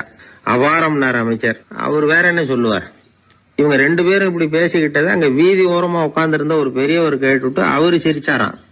அவரு சிரிக்கிறத பார்த்தும் மன்னனுக்கு கோவம் வந்துட்டுது. அதை பார்த்ததும் ஏன்பா சிரிக்கிறேன்னு கேட்டிருக்கார். அதுக்கு அந்த பெரியவர் சொன்னாராம், ரொம்பவும் புத்திசாலித்தனமா தான் இந்த மாளிகையை கட்டி இருக்கிறீங்க, ரொம்ப பாதுகாப்பா தான் இருக்குது, இருந்தாலும் ஒரு குறை தெரியுதுன்னார். என்னன்னு கேட்டார் அவரு. வேற வழியே வைக்காம மாளிகை கட்டின நீங்க என்னத்துக்காக ஒரே ஒரு வழி மட்டும் வச்சிருக்கிறீங்க, அந்த வழியா எதிரிகள் நுழைஞ்சுட்டா என்ன பண்ணுவீங்க அப்படின்னார். என்ன பண்றதுன்னார் அவரு. அதையும் ஒரு கருங்கல் சுவர் எழுப்பி சுத்தமா அடைச்சு விடுங்க, அதுதான் நல்லது. அதுக்கப்புறம் எதிரிகள் பயம் கொஞ்சம் கூட இல்லாம நீங்க உள்ள உட்காந்துக்கலாம், அதுதான் ரொம்ப பத்திரம் அப்படின்னார். மன்னன் யோசனை பண்ணி பார்த்தான். பளிச்சுன்னு ஒரு யோசனை தோணுச்சு. அது சரி, நீங்க சொல்றது மாதிரி அந்த ஒரு வழியையும் அடைச்சுட்டா இந்த மாளிகைங்கிறது ஒரு கல்லறை மாதிரி ஆயிடுமே அப்படின்னாராம். இப்ப மட்டும் இது எப்படி இருக்குதுன்னு நினைக்கிறீங்க, கல்லறை மாதிரி தானே இருக்குது அப்படின்னார் பெரியவர். எதிரி உங்களை சாகடிக்கலைன்னாலும் நீங்களா ஒரு நாள் சாகத்தானே போறீங்க அப்படின்னார். அதுக்கப்புறம் கொஞ்சம் விளக்கமும் கொடுத்தார். உங்க மாளிகையில எவ்வளவு ஜன்னல்களும் கதவுகளும் இருக்குதோ அந்த அளவுக்கு வெளி உலகத்தோட உங்களுக்கு தொடர்பு இருக்கு, அந்த அளவுக்கு உங்க வாழ்க்கையில ஒரு இயக்கம் இருக்குது. கதவுகளை மூட மூட வாழ்க்கையும் அடப்பட்டு போடும். நான் கூட ஒரு காலத்துல மாளிகையில தான் இருந்தேன். அதோட சுவர்கள் இருந்ததுல அதை எவ்வளவுதான் தள்ளி தள்ளி போட்டாலும் என்னுடைய வாழ்க்கைக்கு அதெல்லாம் ஒரு எல்லை கோடுகள் மாதிரி தெரிஞ்சுது. அதை உணர்ந்தேன். வாழ்வுக்கு எல்லையே இருக்கக்கூடாதுன்னு நினைச்சேன். அதனாலதான் இப்படி இங்க உட்காந்துட்டேன். இப்ப என்னுடைய வாழ்வுக்கு வானம் தான் கூரை, இந்த நிலம்தான் என்னுடைய மாளிகை. இப்பதான் வாழ்க்கையை முழுமையா என்னால உணர முடியுது, அனுபவிக்க முடியுது அப்படின்னாரு அந்த பெரியவர். அந்த அரசர் ஒரு பெரிய தத்துவத்தை புரிஞ்சுக்கிட்டாராம். தன்னோட மாளிகைக்கு நிறைய ஜன்னல்களையும் கதவுகளையும் வைக்க சொல்லி உத்தரவு போட்டாராம். இப்படி ஒரு கதை உண்டு. ஒரு சுடுகாட்டுல ஒரு கல்லறைக்கு மேல கால் போட்டுக்கிட்டு உட்காந்துக்கிட்டு இருந்தான் ஒருத்தன். அந்த வழியா போன ஒருத்தர் அவனை பார்த்து கேட்டாராம், ஏப்பா இப்படி பேய் பேசாசு நடமாடுற இந்த மயானத்துக்கு கல்லறைக்கு மேல உட்கார்ந்துருக்கிறியே அப்படின்னு கேட்டாராம். எவ்வளவு காலம் தாங்க உள்ளேயே இருக்கிறது, ஒரே புழுக்கமா இருந்தது, அதுதான் காத்து வாங்கலாம்னு வெளியில உட்கார்ந்துருக்கிறேன் அப்படின்னு நானா. அந்த எப்பவும் சுத்தமா இருக்கணும், அதுதான் நல்லதுன்னு ஒருத்தர். நான் அப்படித்தான் சார் இருக்கிறேன், தினம் 2 வேளை சோப்பு போட்டு குளிக்கிறேன் இன்னொருத்தர். உடம்பு மட்டும் சுத்தமா இருந்தா போதாது சார், மனசும் சுத்தமா இருக்கணும்னாரு அவர். மனசை சுத்தப்படுத்துறதுக்கு என்ன சோப்பு சார் போடலான்னு கேட்டாரு இவர். ஆன்மீகம்ங்கிற சோப்பு தான் அதுக்கு பொருத்தம்னாரு அவர். ஆன்மாவை மேம்படுத்துகிற ஒரு முயற்சி தான் ஆன்மீகம்ங்கிறது. அந்த முயற்சியை எப்படி பண்றது? மனசுக்குள்ள குந்தி இருக்கிற வேண்டாத விருந்தாளிகளை எல்லாம் வெளியேற்றணும். வேண்டாத விருந்தாளிகள்ல முக்கியமான ஒருத்தர் யாருன்னா அவர் பேரு பொறாமை. இவரு நம்ம மனசுக்குள்ள இருக்கிற வரைக்கும் நாம நிம்மதியா இருக்க முடியாது. ஒரு குருநாதர் இருந்தார், அவர்கிட்ட 2 சீடர்கள் இருந்தாங்க. 2 பேரும் ஆரம்பத்துல ஒருத்தருக்கு ஒருத்தர் நல்லபடியா தான் பழகிட்டு இருந்தாங்க. ஆனாலும் என்னமோ தெரியல, கொஞ்ச நாள்ல இந்த 2 பேர்ல ஒருத்தன் மனசுக்குள்ள பொறாமைங்கிற விருந்தாளி உட்கார ஆரம்பிச்சுட்டார். அந்த சீடனும் அதுக்கு இடம் கொடுத்துட்டான். குரு கிட்ட தான் நல்ல பேர் வாங்கணும் அப்படின்னு, தன்னுடைய நண்பன் கெட்ட பேர் வாங்கணும் அப்படின்னு அவனுக்கு ஒரு ஆசை வந்துட்டுது. என்ன பண்ணலாம்னு யோசனை பண்ணான். ஒரு நாள் விடியற் காலையில எழுந்திருச்சான். நேரா குரு கிட்ட போய் அவர் முன்னாடி நின்னான். குருவே, என்ன பாருங்க, நான் எவ்வளவு சீக்கிரமா எழுந்திருச்சு குளிச்சு முடிச்சுட்டு உங்களை வணங்குறதுக்காக நிக்கிறேன். ஆனா அவன் இருக்கானே, இன்னமும் கண்ணு முழிக்கவே இல்ல, தூங்கிக்கிட்டே இருக்கிறான், தூங்கு மிஞ்சி அப்படின்னா. குருநாதர் நிமிந்து பார்த்தார். அப்படியா? அப்படின்னா நீயும் கூட அவன மாதிரியே தூங்கி இருந்தா நல்லா இருந்திருக்குமேன்னார் ரொம்ப பொறுமையா. என்னது, நாம எவ்வளவு தீவிரமா ஒரு விஷயத்த சொல்றோம், அதுக்கு நம்ம குருநாதர் ரொம்ப பொறுமையா இப்படி சொல்றாரு அப்படின்னு நினைச்சான். ஆச்சரியமா அவரை பார்த்தான். குருநாதர் சொன்னார், ஆமாப்பா, நீயும் தூங்கிக்கிட்டு இருந்திருந்தா அடுத்தவனை பத்தி குறை சொல்றதுக்கு இங்க வந்திருக்க வேண்டிய அவசியம் இருந்திருக்காது, அதனால அப்படி சொன்னேன் அப்படின்னாராம். சீடன் யோசிக்க ஆரம்பிச்சான். அர்த்தம் புரிஞ்சது. உடனே பொறாமைய மனசுல இருந்து தூக்கி எறிஞ்சுட்டானோ. மனசு சுத்தமாயிட்டுது. மனசுக்குள்ள இருந்து விரட்ட வேண்டிய இன்னொரு விருந்தாளி, அவர் பேர் கோபம். சினம் தன்னையே கொன்னுடும் அப்படிங்கிறார் வள்ளுவர். கோபத்துக்கு மனசுல இடம் கொடுக்காத சில பெரியவர்களும் உண்டு. ஒருத்தர் இருந்தார். அவர் ஒரு சமயம் கோதாவரி நதியில போய் குளிச்சுட்டு திரும்பி வந்துட்டு இருக்கிறார். ஒரு பெரியவர் வர்ற வழியில ஒரு மரத்து மேல உட்கார்ந்திருந்த ஒருத்தன் அவர் மேல துப்பி போடுறான். இவர் உடனே திரும்பி போய் மறுபடியும் குளிச்சுட்டு வர்றார். அப்பவும் துப்புறான். அவர் கோவப்படல, பேசாம மறுபடியும் திரும்பி போய் குளிச்சுட்டு வர்றாரு. இப்படி பல தடவை நடந்துகிட்டே இருக்குது. ஒரு கட்டத்துல இந்த ஆளு தோத்து போய் அவர் காலிலேயே விழுறான். ஆச்சரியப்பட்டு கேக்குறான், அது எப்படிங்க நீங்க கோவப்படாம இருக்கிறீங்களே, அது எப்படி அப்படின்னா, அதுக்கு அந்த பெரியவர் சொன்னாராம், நான் கோவப்பட்டிருந்தா என் மனசு அசுத்தமா இருக்கும். உடம்பு அசுத்தமான குளிச்சு சுத்தப்படுத்திக்கலாம், மனசை அப்படி சுத்தப்படுத்த முடியாது, அது கொஞ்சம் கஷ்டம் அப்படின்னாராம். ஆக கூடி மனசு அசுத்தமாகாம பாத்துக்க வேண்டியது நம்ம கடமை. மனசை அசுத்தப்படுத்துற இன்னொரு விஷயம் சுயநலம். ஒரு சுயநலவாதி ஆத்துல விழுந்துட்டார், சுழல்ல சிக்கிக்கிட்டார். இன்னொரு சுயநலவாதி கரையில இருந்து இதை பார்த்தார். ஒரு கயத்தை தூக்கி போட்டு அதை புடிச்சுக்க சொல்லி கரையில இழுத்து காப்பாத்தினார். அவரு கரையில ஏறின உடனே இவரை பார்த்து, என்ன காப்பாத்தினதுக்காக உங்களுக்கு 50 காசு கொடுக்கலாம்னு பாக்குறேன், ஆனா என்கிட்ட 1 ரூபாயா இருக்கு, சில்லறையா இல்ல அப்படின்னாராம். உடனே காப்பாத்தினவர் இவரை பார்த்து, அப்படின்னா நீங்க இன்னொரு தடவை தண்ணியில விழுந்துருங்க, நான் காப்பாத்துறேன், 1 ரூபாயா கொடுத்துடலாம் அப்படின்னாராம். இப்படிப்பட்டவங்க எல்லாம் எத்தனை தடவை தண்ணியில விழுந்தாலும் மனசு சுத்தமாக போறதில்லை. இந்த உலகத்துல 7 வகையான மனிதர்கள் இருக்கிறாங்களாம். டாக்டர் எட்வர்டு பாஷ் அப்படிங்கிறவர் சொல்றார், மனிதர்களோட மனோநிலை அடிப்படையில அவங்கள 7 வகையா பிரிக்கலாம்ங்கிறார் அவர். அது எப்படி தெரியுமா? முதல் வகை பயந்த குணம் உள்ளவர்கள். சார் ரொம்ப பயந்த சுபாவம், வீட்டுல கூட வாயை திறக்க மாட்டார், சாப்பிட போறப்ப மட்டும்தான் கொஞ்சம் வாயை திறப்பார் அப்படிங்கிறோம்ல, அவங்க எல்லாம் இந்த ரகம். 2வது வகை எப்படின்னா சஞ்சலப்படுகிறவர்கள், எதுக்கு எடுத்தாலும் கலக்கம் குழப்பம், இப்படியே காலம் தள்ளுறவங்க, பல பேரை பார்த்திருப்பீங்க, அவங்க எல்லாம் இந்த ரகம். 3வது வகை எப்படின்னா யதார்த்த உலகை மறந்து கற்பனை உலகத்திலேயே மிதக்கிறவங்க, இளைஞர்கள், கவிஞர்கள், இப்படி பல பேர் இருக்கிறாங்க. எப்ப பார்த்தாலும் கற்பனை உலகத்திலேயே மிதந்துகிட்டு இருப்பாங்க. கிட்டத்துல போய் என்னங்க ஒரு மாதிரியா இருக்கிறீங்களே அப்படின்னு கேட்டு பாருங்க, ஒரு அற்ப புழுவை பாக்குறது மாதிரி உங்களை பார்ப்பாங்க.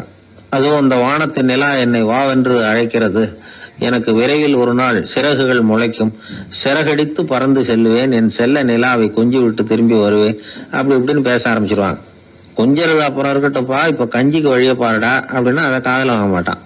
4வது வகை மனிதர்கள் எப்படின்னா தனிமை உணர்வு மிக்கவர்கள். இவங்கெல்லாம் மற்றவங்களோட சகஜமா நெருங்கி பழகிறது இல்ல, தான் உண்டு தன்னுடைய வேலை உண்டுன்னு போறவங்க. அடுத்த வீட்டுல இருக்கிறது யாருன்னு கேட்டா கூட அடுத்த வீடுன்னு ஒண்ணு இருக்கா அப்படின்னு கேட்பாங்க.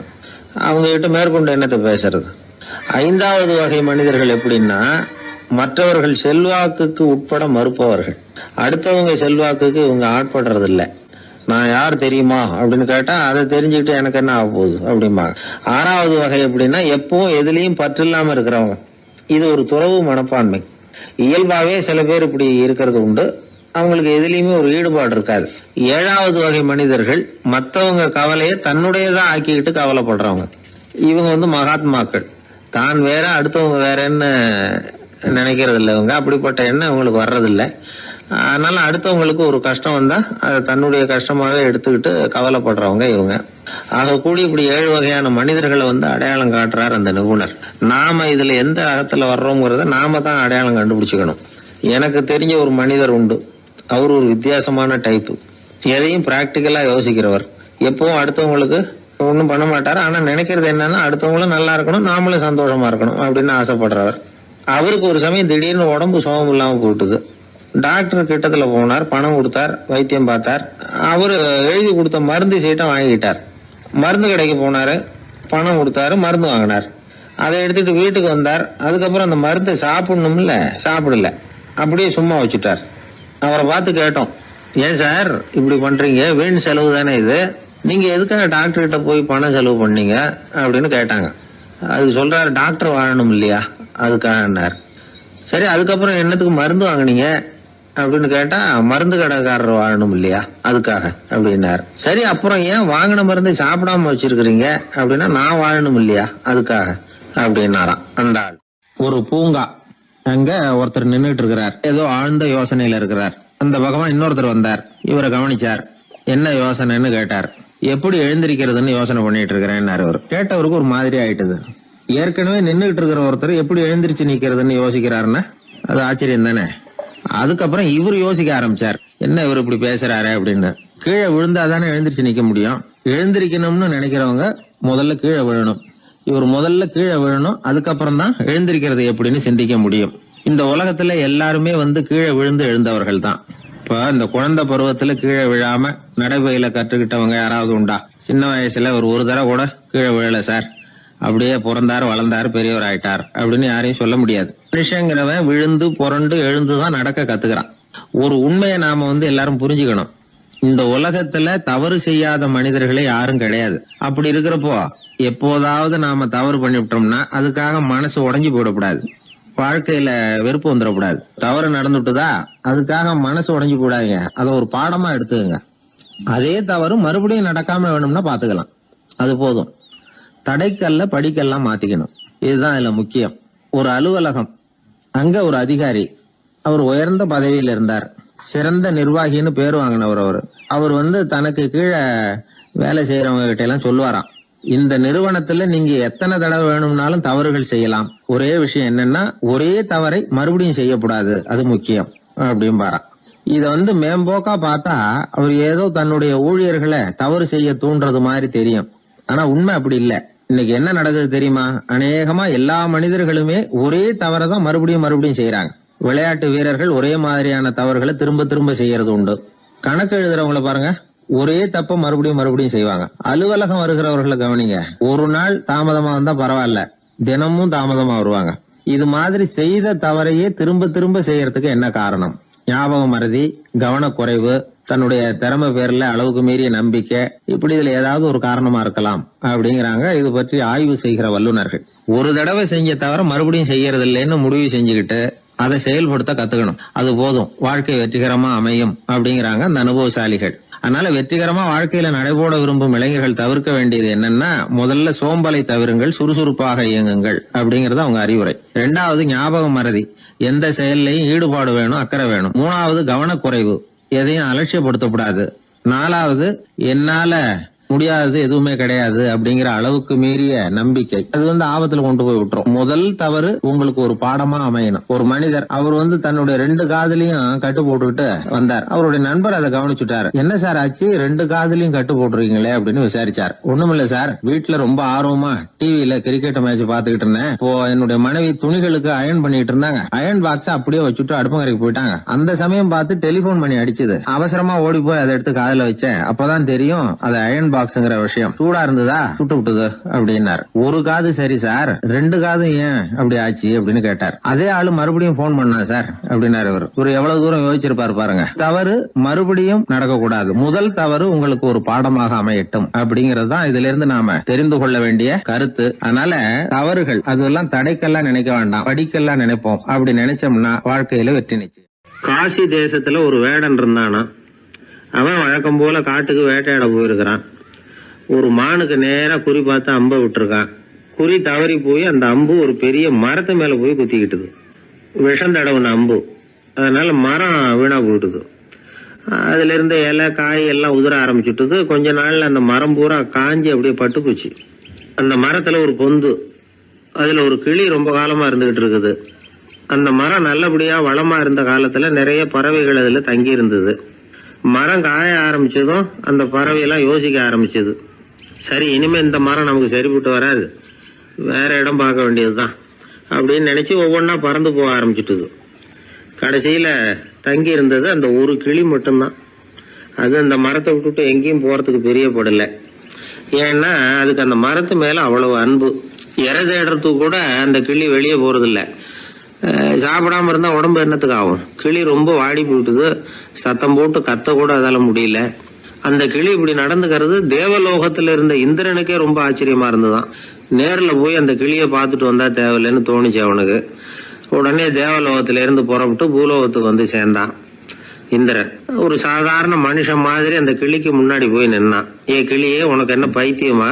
இந்த மரத்துல இலையும் இல்ல காயும் இல்ல, கிளையெல்லாம் காஞ்சி போய் எப்போ ஒடிஞ்சு விழலாம்னு நேரம் பார்த்துக்கிட்டு இருக்குது. நீ இன்னமும் இதையே கட்டிக்கிட்டு அழுதுகிட்டு இருக்கிறிய. உன் கூட இருந்த மற்ற பறவைகள்லாம் பாத்தியா? இதே காட்டுல உள்ள செழிப்பான மரங்கள்ல போய் கூடு கட்டிக்கிட்டு சுகமா இருந்துகிட்டு இருக்கு. நீ மட்டும் ஏன் இப்படி கஷ்டப்படணும் அப்படின்னு கேட்டான் இந்திரன். கிளியை சும்மா சோதிக்கிறதுக்காக தான் அப்படி கேட்டிருக்கான். அந்த கிளிக்கு தவ வலிமை அதிகம், அதனால வந்திருக்கிறது இந்திரன் தாங்கிறது அதுக்கு புரிஞ்சு போச்சு. தேவேந்திரா, நான் இந்த மரத்துல தான் பிறந்தேன் வளர்ந்தேன். சின்ன வயசுல இருந்து என்னை வளர்த்து காப்பாத்தி ஆளாக்குனது இந்த மரம் தான். எனக்கு பசி எடுத்தப்போ பழம் கொடுத்தது இந்த மரம் தான். எனக்கு ஆபத்து வந்தப்போ அடைக்கலம் கொடுத்தது இந்த மரம் தான். இப்போ இந்த மரம் கஷ்ட திசையில இருக்குது. இந்த நேரத்துல நான் மட்டும் நல்லா இருந்தா போதும்னு நினைக்கலாமா? அது சுயநலம் இல்லையா? இப்படி இது துன்பப்படுற காலத்துல நானும் இது கூட இருந்து துன்பத்தை சகிச்சுக்கிறது தான் நியாயம். உதவி செஞ்சவங்களை உதறி தள்ளுறது நல்லது இல்லைங்கிறது உங்களுக்கே தெரியும். என்னோட நல்ல விரதத்தை குலைக்கிறது மாதிரி அல்லவா இருக்குது நீங்க சொல்றது. தேவர்களுக்கு ஏற்படுற சந்தேகங்களையே தீர்த்து வைக்கக்கூடிய நிலைமையில இருக்கிற நீங்க எனக்கு இப்படி உபதேசம் பண்ணலாமா அப்படின்னு கேட்டுதான் கிளி. இந்திரனுக்கு ரொம்ப மகிழ்ச்சி. இத கேட்டதும் கிளியே, நண்பர்கள்னா உன்ன மாதிரி இருக்கணும். பொதுவா ஒருத்தர் நல்லா இருக்கிறப்போ அவரை சுத்தி நிறைய பேர் இருப்பாங்க. அவர் கொஞ்சம் வீணா போயிட்டா அத்தனை பேரும் ஓடி போடுவாங்க.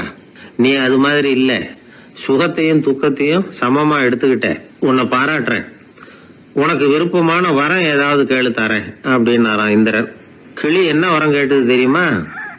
இந்த மரம் மறுபடியும் முன்னாடி இருந்தது மாதிரியே இலை பூ கனிகளோட செழிப்பா இருக்கணும் அப்படின்னு கேட்டுக்கிட்டு தான். அப்படியே தந்தேன்னாரு இந்திரன். அடுத்த வினாடியே மரம் முன்னாடி இருந்ததை விட செழிப்பா பூத்து குலுங்க ஆரம்பிச்சுட்டுது.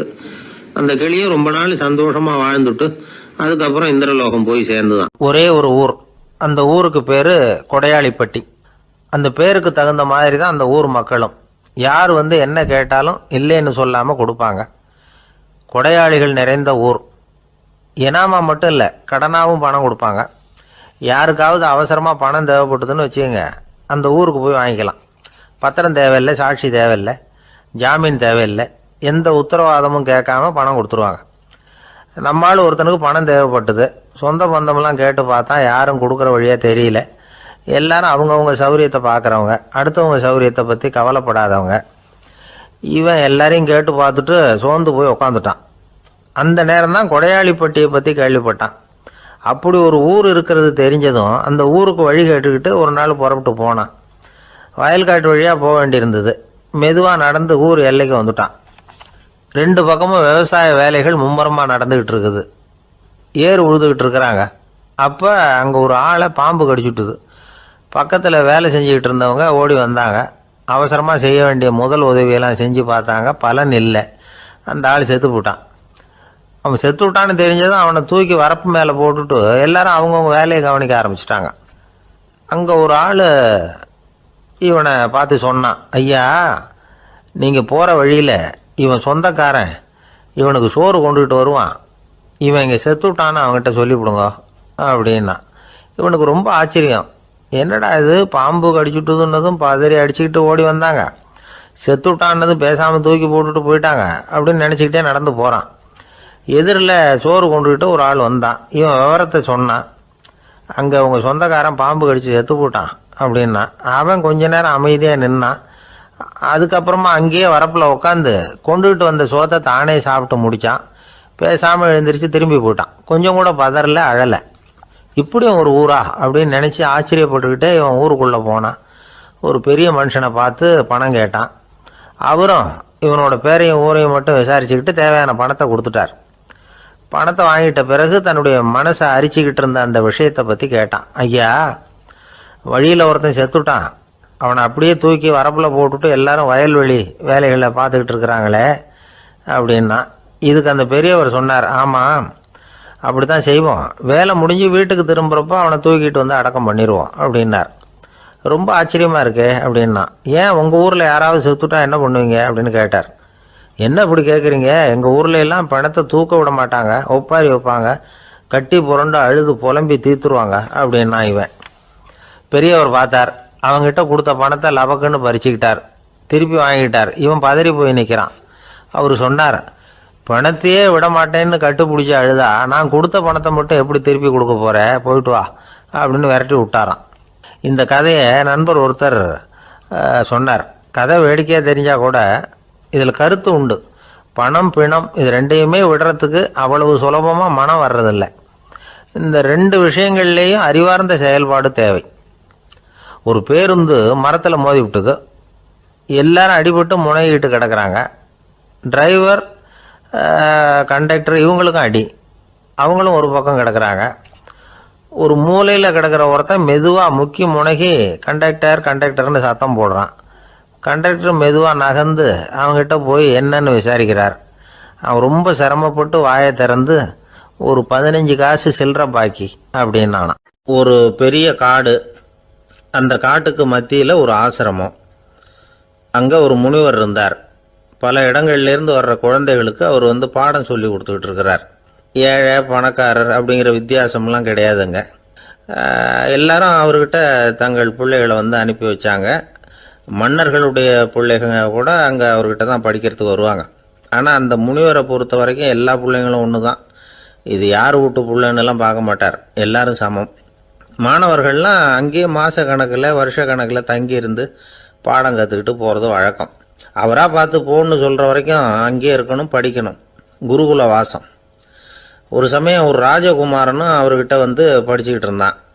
அவனுக்கு ஒரு 15 வயசு இருக்கும். சில வருஷம் கழித்து அந்த முனிவர் தன்கிட்ட இருக்கிற மாணவர்களுக்கெல்லாம் பரீட்சை வச்சார். அவங்களுடைய அறிவு முதிர்ச்சியை கணிக்கிறதுக்காக பல சோதனைகள்லாம் வச்சார். ஒவ்வொருத்தராக பார்த்து இனிமேல் நீங்கள் உங்கள் வீட்டுக்கு போகலாம் அப்படின்னு சொல்லி அனுப்பி வச்சுக்கிட்டு இருக்கிறார். எல்லாரும் போயிட்டாங்க. கடைசியாக மிஞ்சி இருந்தது ஒரே ஒரு மாணவன். அவனை மட்டும் வீட்டுக்கு அனுப்பலை. யார் அந்த பையன் தெரியுமா? அவன்தான் அந்த ராஜகுமாரன். ராஜகுமாரனுடைய தந்தைக்கு, அதுதான் அந்த ராஜாவுக்கு, அங்கே வயசு ஏறிக்கிட்டே போகுது. என்ன இது, படிக்க போன பையன் இன்னும் திரும்பி வரலையே அப்படின்னு நினச்சார். வந்துட்டா சீக்கிரமாக அவனுக்கு பட்டம் கட்டிவிட்டு நாம் விலகிக்கலாமே அப்படின்னு நினச்சார். கல்யாணம் வேறு பண்ணி பார்க்கணும் பையனுக்கு. ஆனால் பையன் வர்ற வழியை காணும். ராஜா பார்த்தார். சரி, நேர்லேயே போய் என்னன்னு தெரிஞ்சுட்டு வந்துடுவோம் அப்படின்னு காட்டுக்கு புறப்பட்டார். அங்கே போய் முனிவரை பார்த்தார். முனிவர் இவரை அன்பாக வரவேற்று உட்கார வச்சார். அதுக்கப்புறம் ராஜா மெதுவா, எல்லாரையும் வீட்டுக்கு அனுப்பி வச்சுட்டிங்களாமே, ஏன் பிள்ளைய மட்டும் அப்படின்னு சொல்லி மெதுவாக இழுத்தார். முனிவர் இதுக்கு உடனே பதில் சொல்லலை. ராஜாவை கூப்பிட்டுட்டு போய் விருந்தினர் குடிசையில் தங்க வச்சார். அதுக்கப்புறம் சொன்னார், உங்கள் மகன் எல்லா பாடங்கள்லேயும் முதலிடம் வாங்கியிருக்கான். இப்படி முதலாவதாக வர்ற மாணவனுக்கு நாங்கள் இன்னொரு தேர்வு வைக்கிறது வழக்கம். அதுலேயும் அவன் முதலாவதாக வந்துட்டான்னா அவன் ஒரு பெரிய வித்வான் அப்படிங்கிற கௌரவத்தை அடைஞ்சிருவான் அப்படின்னார். அதாவது முனிவர் அப்படி சொல்கிறார். அப்படி சொல்லிவிட்டு போயிட்டார் அவர். ராஜா அங்கேயே தங்கிட்டார். ராத்திரி படுத்து தூங்கினார். காலையில் எழுந்திரிச்சு அந்த குடிசைக்கு வெளியில் வந்தார் பல்லு விளக்கிறதுக்காக. அந்த சமயத்தில் தூரத்தில் ஒருத்தன் ஒரு கையில் கோடாலியை வச்சுக்கிட்டு தலையில் ஒரு பெரிய விறகு கட்டை சுமந்துக்கிட்டு வந்துக்கிட்டு இருக்கிறது மாதிரி தெரிஞ்சுது. யாராவது விறகு வெட்டியாக இருக்கும் அப்படின்னு நினச்சார் ராஜா. கிட்ட வந்ததும் உத்து பார்க்குறாரு. பார்த்தா அது தன்னோட புள்ள. திகைச்சு போயிட்டார். என்ன இது, ஒரு ராஜகுமாரனை கூட இது மாதிரி வேலையெல்லாம் செய்ய சொல்கிறாங்களே அப்படின்னு நினச்சார். ராஜகுமாரன் விறகு கட்டை கொண்டுகிட்டு போய் கொல்லை பக்கம் வச்சான். அந்த சமயம் முனிவர் அங்கே வந்தார். என்ன மகனே, விறகு வெட்டிட்டு வந்துட்டியா? சரி, இப்போ ஒரு துடைப்பத்தை எடுத்துக்கோ, விருந்தினர் குடிசையின் வாசல் பக்கத்தை கூட்டி பெருக்கி சுத்தம் பண்ணு போ அப்படின்னார். அப்படியே செய்கிறேன் குருவே அப்படின்னு சொல்லிவிட்டு போனான்.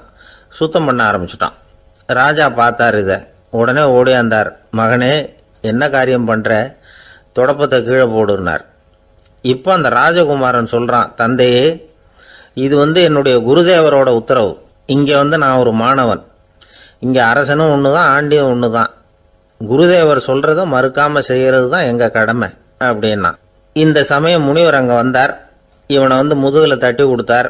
அப்புறம் ராஜா கிட்ட சொன்னார், அரசே, உங்கள் புள்ள எங்கள் கடைசி தேர்வுலையும் வெற்றி பெற்றுட்டான். பணிவு தான் மாணவர்களின் மிக உயர்ந்த குணம். குருநாதர் சொல்றது மனசுக்கு பிடிக்கலன்னா கூட மறுக்காம செய்யணும். அப்படி செய்யறதுனால எதை செய்யலாம் எதை செய்யக்கூடாது அப்படிங்கிற விவேகம் அவங்களுக்கு வந்துடும்.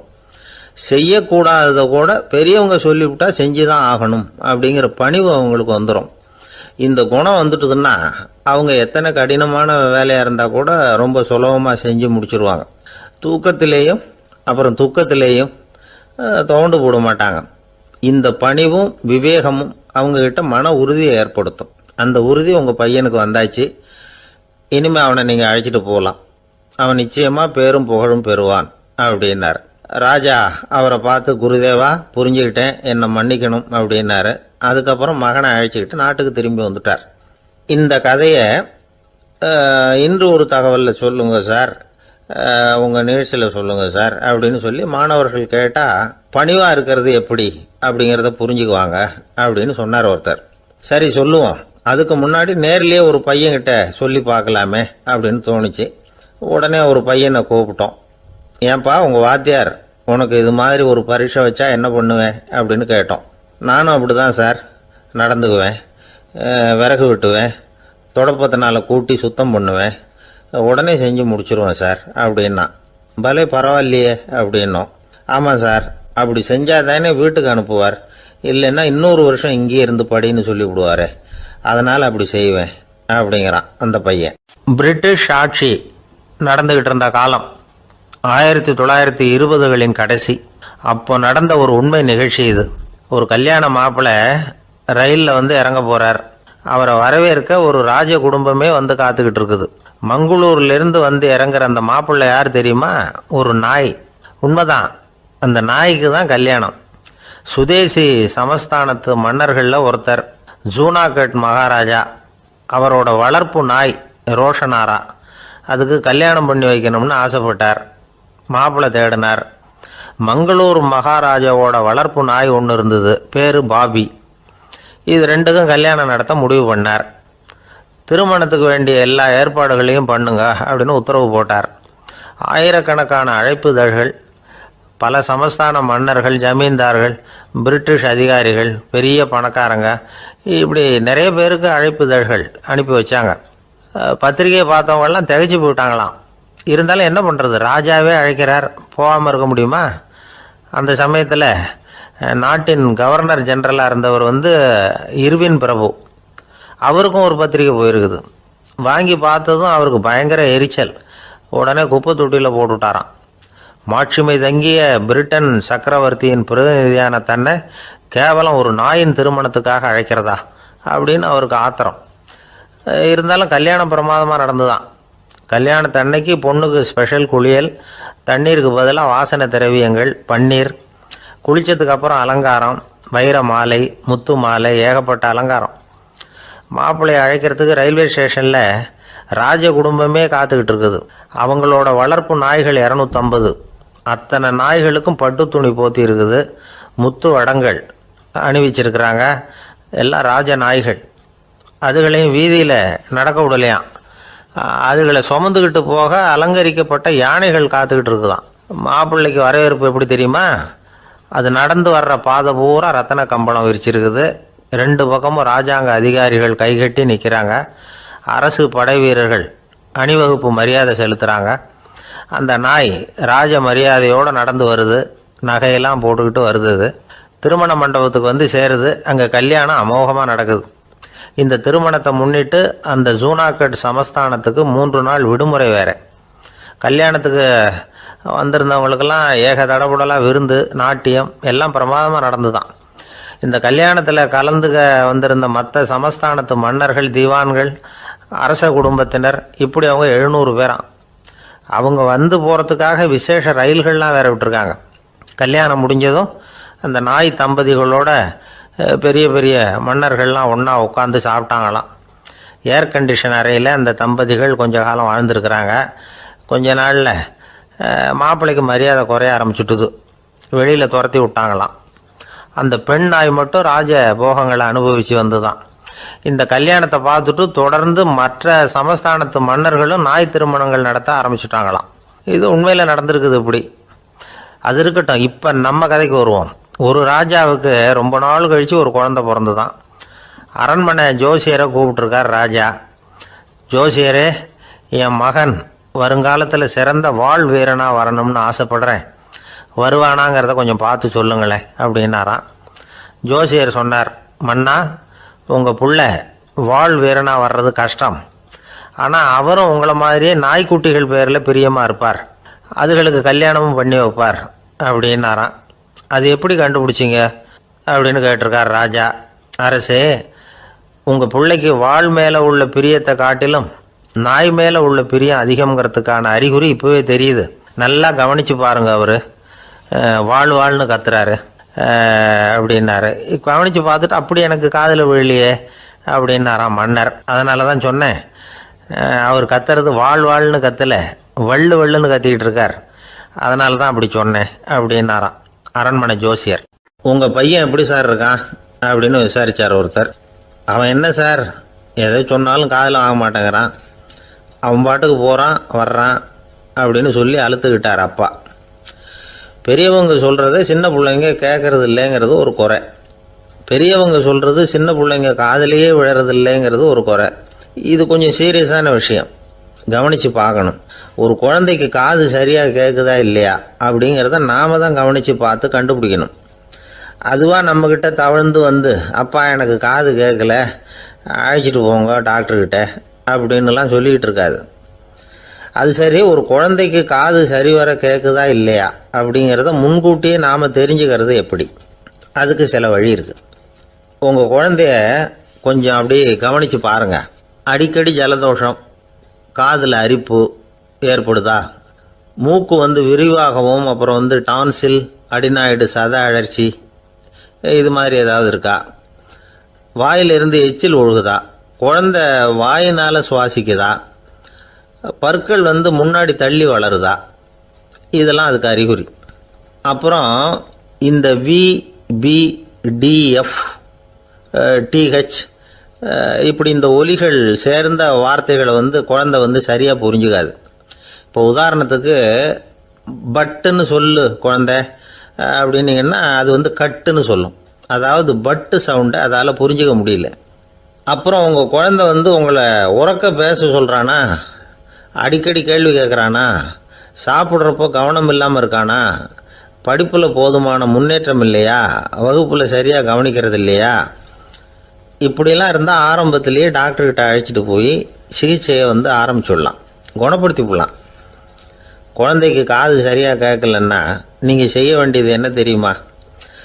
அவனுக்கு காது கேட்கலேங்கிறதுக்காக அவன் முன்னாடி சத்தம் போட்டு பேசக்கூடாது, மெதுவாக சீராக பேசணும், அவனை பார்த்து பேசணும்.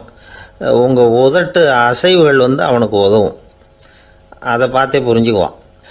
நீங்கள் வாயில் வெத்தலை பாக்கு போட்டுக்கிட்டோ புகை பிடிச்சிக்கிட்டோ பேசக்கூடாது. அப்படி பேசினா அவனால் அந்த உச்சரிப்பை சரியாக புரிஞ்சிக்க முடியாது. ஒரு வார்த்தையை சொல்கிறீங்க, அவனுக்கு புரியல அப்படின்னா அதே வார்த்தையை மறுபடியும் சொல்லணும். அவனுக்கு நீங்கள் முதல்ல சொன்ன வார்த்தை புரியலேன்னு நினச்சிக்கிட்டு மறுபடியும் திருப்பி சொல்கிறப்போ அதே அர்த்தம் வரக்கூடிய வேறு வார்த்தையை சொல்லக்கூடாது. இப்படிலாம் நடந்துக்கிட்டால் அவனுக்கு மன திடத்தை ஏற்படுத்த முடியும். இல்லைன்னா அவனுக்கு தாழ்வு மனப்பான்மை வந்துடும். குழந்தைக்கு காது கோளாறுன்னா ஆரம்பத்திலேயே டாக்டர்கிட்ட அழைச்சிட்டு போனால் போதும், குணப்படுத்தி விடலாம். அப்புறம் பார்த்துக்கலாமே அப்படின்னு அலட்சியமாக இருந்துட்டால் தான் கஷ்டம். சில பேர் கோபத்தில் சின்ன பிள்ளைங்க காதை பிடிச்சி திருகிறது உண்டு. இது ரொம்ப தப்பு. காது கையோடு வந்துட்டால் என்ன பண்ணுறது? ஒரு வேடிக்கை கதை, அது கதை தான், நிஜமாக நடந்ததில்லை, அது மாதிரி நடக்காது. ஒரு வேடிக்கைக்காக சொல்லப்படுற கதை. அதாவது ஒரு வீட்டில் அப்பா அம்மாவை பார்த்து சொல்லிகிட்டு இருக்கார், இதை பாரு, நாளைக்கு காலையில் என்னை சீக்கிரம் எழுப்பி விட்ரு, நான் செங்கல்பட்டு வரைக்கும் போயிட்டு வர வேண்டியிருக்கு அப்படின்னாராம். இதை அவங்க பையன் காதில் வாங்கிட்டு இருக்கான். அப்பாவுக்கு சிரமம் வேண்டாமே அப்படின்னு நினச்சி அவனே காலையில் யாருக்கும் தெரியாமல் எழுந்திரிச்சு புறப்பட்டு செங்கல்பட்டுக்கு போட்டான். சாயந்தரமாக திரும்பி வந்தான். அப்பா பையனை காணாமல் அலமோதிக்கிட்டு இருக்கிறார். சாயந்தரமாக பையனை பார்த்ததும் எங்கடா போயிட்டு வந்தேன்னு கேட்டார் கோவமாக. செங்கல்பட்டுக்கு போயிட்டு வந்தேப்பா, நீ வேணா அலைய வேண்டாமேன்னு அப்படின்னா. எதுக்கடா போனேன்னு அதட்டினார். அதான்ப்பா, நீ நேற்று அம்மா கிட்ட சொல்லிக்கிட்டு இருந்த, அதை காதில் வாங்கினேன், உனக்காக நான் போயிட்டு வந்தேன் அப்படின்னா. உடனே எந்த காதில் வாங்கினேன் அப்படின்னு சொல்லி காதை பிடிச்சி திருகினார். அந்த காது கையோடு வந்துட்டுது. இது நடந்து கொஞ்ச நாள் கழித்து அந்த அப்பாவும் பையனும் கடத்தெருவில் போய்கிட்டு இருக்கிறாங்க. எதிரில் ஒரு நாய் ஓடி வந்தது. அதுக்கு 2 காதும் இல்லை. என்ன இது, இந்த நாய்க்குட்டிக்கு 2 காதும் இல்லை அப்படின்னார் அப்பா. அதுக்கு பையன் சொல்கிறான், அப்பா அது 2 தடவை செங்கல்பட்டுக்கு போயிட்டு வந்துடுவோம் அப்படின்னானா. ஒரு அப்பாவுக்கு 2 பிள்ளைங்க. மூத்தவன் ரொம்ப அடக்கம். அப்பா எது சொன்னாலும் கேட்பான். பெரியவங்களுக்கு கீழ்ப்படிஞ்சு நடப்பான். இளையவன் அப்படி இல்லை. தான் நினச்சதை தான் சொல்லுவான், செய்வான். அடுத்தவங்க சொல்கிறத கேட்க மாட்டான், அடங்கி நடக்க மாட்டான். இந்த 2 பேரில் யாரை உங்களுக்கு பிடிக்கும்? பெரியவனை தான் பிடிக்கும். ஏன்னா அவன் தான் சொல்கிற பேச்சை கேட்குறவன் அப்படின்னு சொல்லுவீங்க. ஆனால் ஒரு ஞானி என்ன சொல்கிறார் தெரியுமா? ஒரு குழந்தை அதன் அறிவுக்காக மதிக்கப்பட வேண்டுமே தவிர அதனுடைய கீழ்ப்படியும் தன்மைக்காக அல்ல அப்படிங்கிறார். நம்ம குழந்தைகளை சுயமாக சிந்திக்கிறதுக்கு நாம் விடுறதில்லை. மற்றவங்கள பார்த்து காப்பி அடிக்கிறதுக்கு தான் நாம் அவங்களுக்கு கற்றுக் கொடுக்குறோம். புகழ்பெற்ற மனிதர்கள் சிலருடைய பேரை சொல்லி நீயும் அவர் மாதிரி ஆகணும், இவர் மாதிரி ஆகணும் அப்படின்னு சொல்லிகிட்டே இருக்கிறோம். குழந்தைகள் தங்களுடைய தனித்தன்மையை வளர்த்துக்கிறதுக்கு நாம் தடையாக இருக்கிறோம். ஒரு குழந்தைகிட்ட அனாவசியமாக நம்பிக்கையை வளர்த்துடக்கூடாது. எந்த கோட்பாட்டையும் திணிக்கக்கூடாது. நாம் ஏற்கனவே அர்த்தமில்லாத கருத்துக்களையும் கொள்கைகளையும் மனசில் போட்டு நிரப்பி வச்சிருக்கிறோம். இந்த உலகத்துக்கு புதுசாக சேர்ந்திருக்கிற ஒரு குழந்தையின் தூய்மையான மனசில் நம்ம கருத்துக்களை அறிமுகம் செய்ய அல்லது திணிக்கிறதுக்கு நமக்கு எந்த அதிகாரமும் கிடையாது. ஒரு குழந்தைய நீ இந்த மதத்தை சேர்ந்தவன் அப்படின்னு பிறந்ததுமே ஒரு முத்திரை குத்தி போடுறோம். இது அதோட சுதந்திரத்தை ஆரம்பத்திலேயே கிள்ளி எறிகிறது மாதிரி தான். நீங்கள் ஒரு மதத்தின் வழிமுறைகளை கடைப்பிடிச்சிக்கிட்டு வர்றீங்க, அந்த வழியில் போய்கிட்டு இருக்கிறீங்க, சரி, அதனால் போகிறீங்க. அதுக்காக உங்கள் குழந்தையையும் அதே வழியில் தான் வரணும் அப்படின்னு கட்டாயப்படுத்துறதுக்கு உங்களுக்கு என்ன உரிமை இருக்குது? அந்த குழந்தை சுயமாக சிந்திச்சு ஒரு முடிவுக்கு வரட்டுமே, அதுக்கு நீங்கள் ஏன் தடையாக இருக்கிறீங்க? நமக்கு உண்மையிலேயே நம்ம குழந்தை மேலே அன்பு இருந்தால் இது மாதிரி திணிப்பு வேலைகளை செய்யக்கூடாது. திணிப்பு வேலைகளிலிருந்து குழந்தைகளை காப்பாற்றினா போதும். அதுதான் ரொம்ப முக்கியம். அடுத்த தலைமுறை அற்புதமான தலைமுறையாக உருவாகும். நாம தான் சாதி மத சங்கடங்களில் மாட்டிக்கிட்டு தவிக்கிறோம்.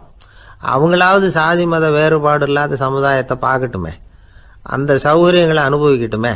அதுக்கு நாம் என்ன செய்யணும்னா ஒன்றும் செய்யாமல் இருந்தால் போதும். ஒரு குழந்தைகிட்ட நம்ம கருத்தை திணிக்கும் பொழுது என்ன ஆகுது தெரியுமா? அது அவனை அவங்கிட்ட இருந்தே அப்புறப்படுத்தி விடுது. அவனுடைய தனித்தன்மையை அழிச்சுடுது. அவனை ஒரு எல்லைக்குள்ளே திணிச்சுடுது. இதெல்லாம் அன்புங்கிற பேரால் பெற்றோர்கள் செய்கிற தப்பு. இதெல்லாம் கேட்டுக்கிட்டு இந்த காலத்தில் அப்பா ஒருத்தர் சொன்னார், நான் கருத்துக்களை எல்லாம் என் பையன்கிட்ட திணிக்கிறது இல்லைங்க, ஆனால் அதிகமாக சாப்பிட சொல்லி கட்டாயப்படுத்துவேன் அப்படின்னார்.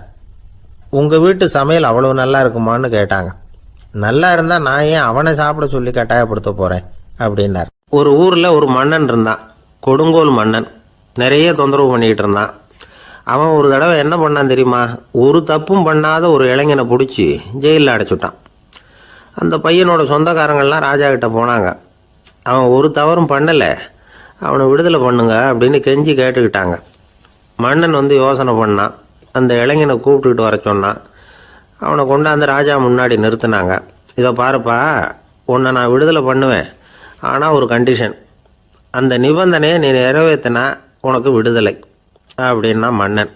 சரின்னு ஒத்துக்கிட்டான் பையன். மன்னன் கண்டிஷன் என்னங்கிறத சொன்னான். உங்ககிட்ட ஒரு செம்மறி ஆட்டை கொடுக்க போகிறேன்.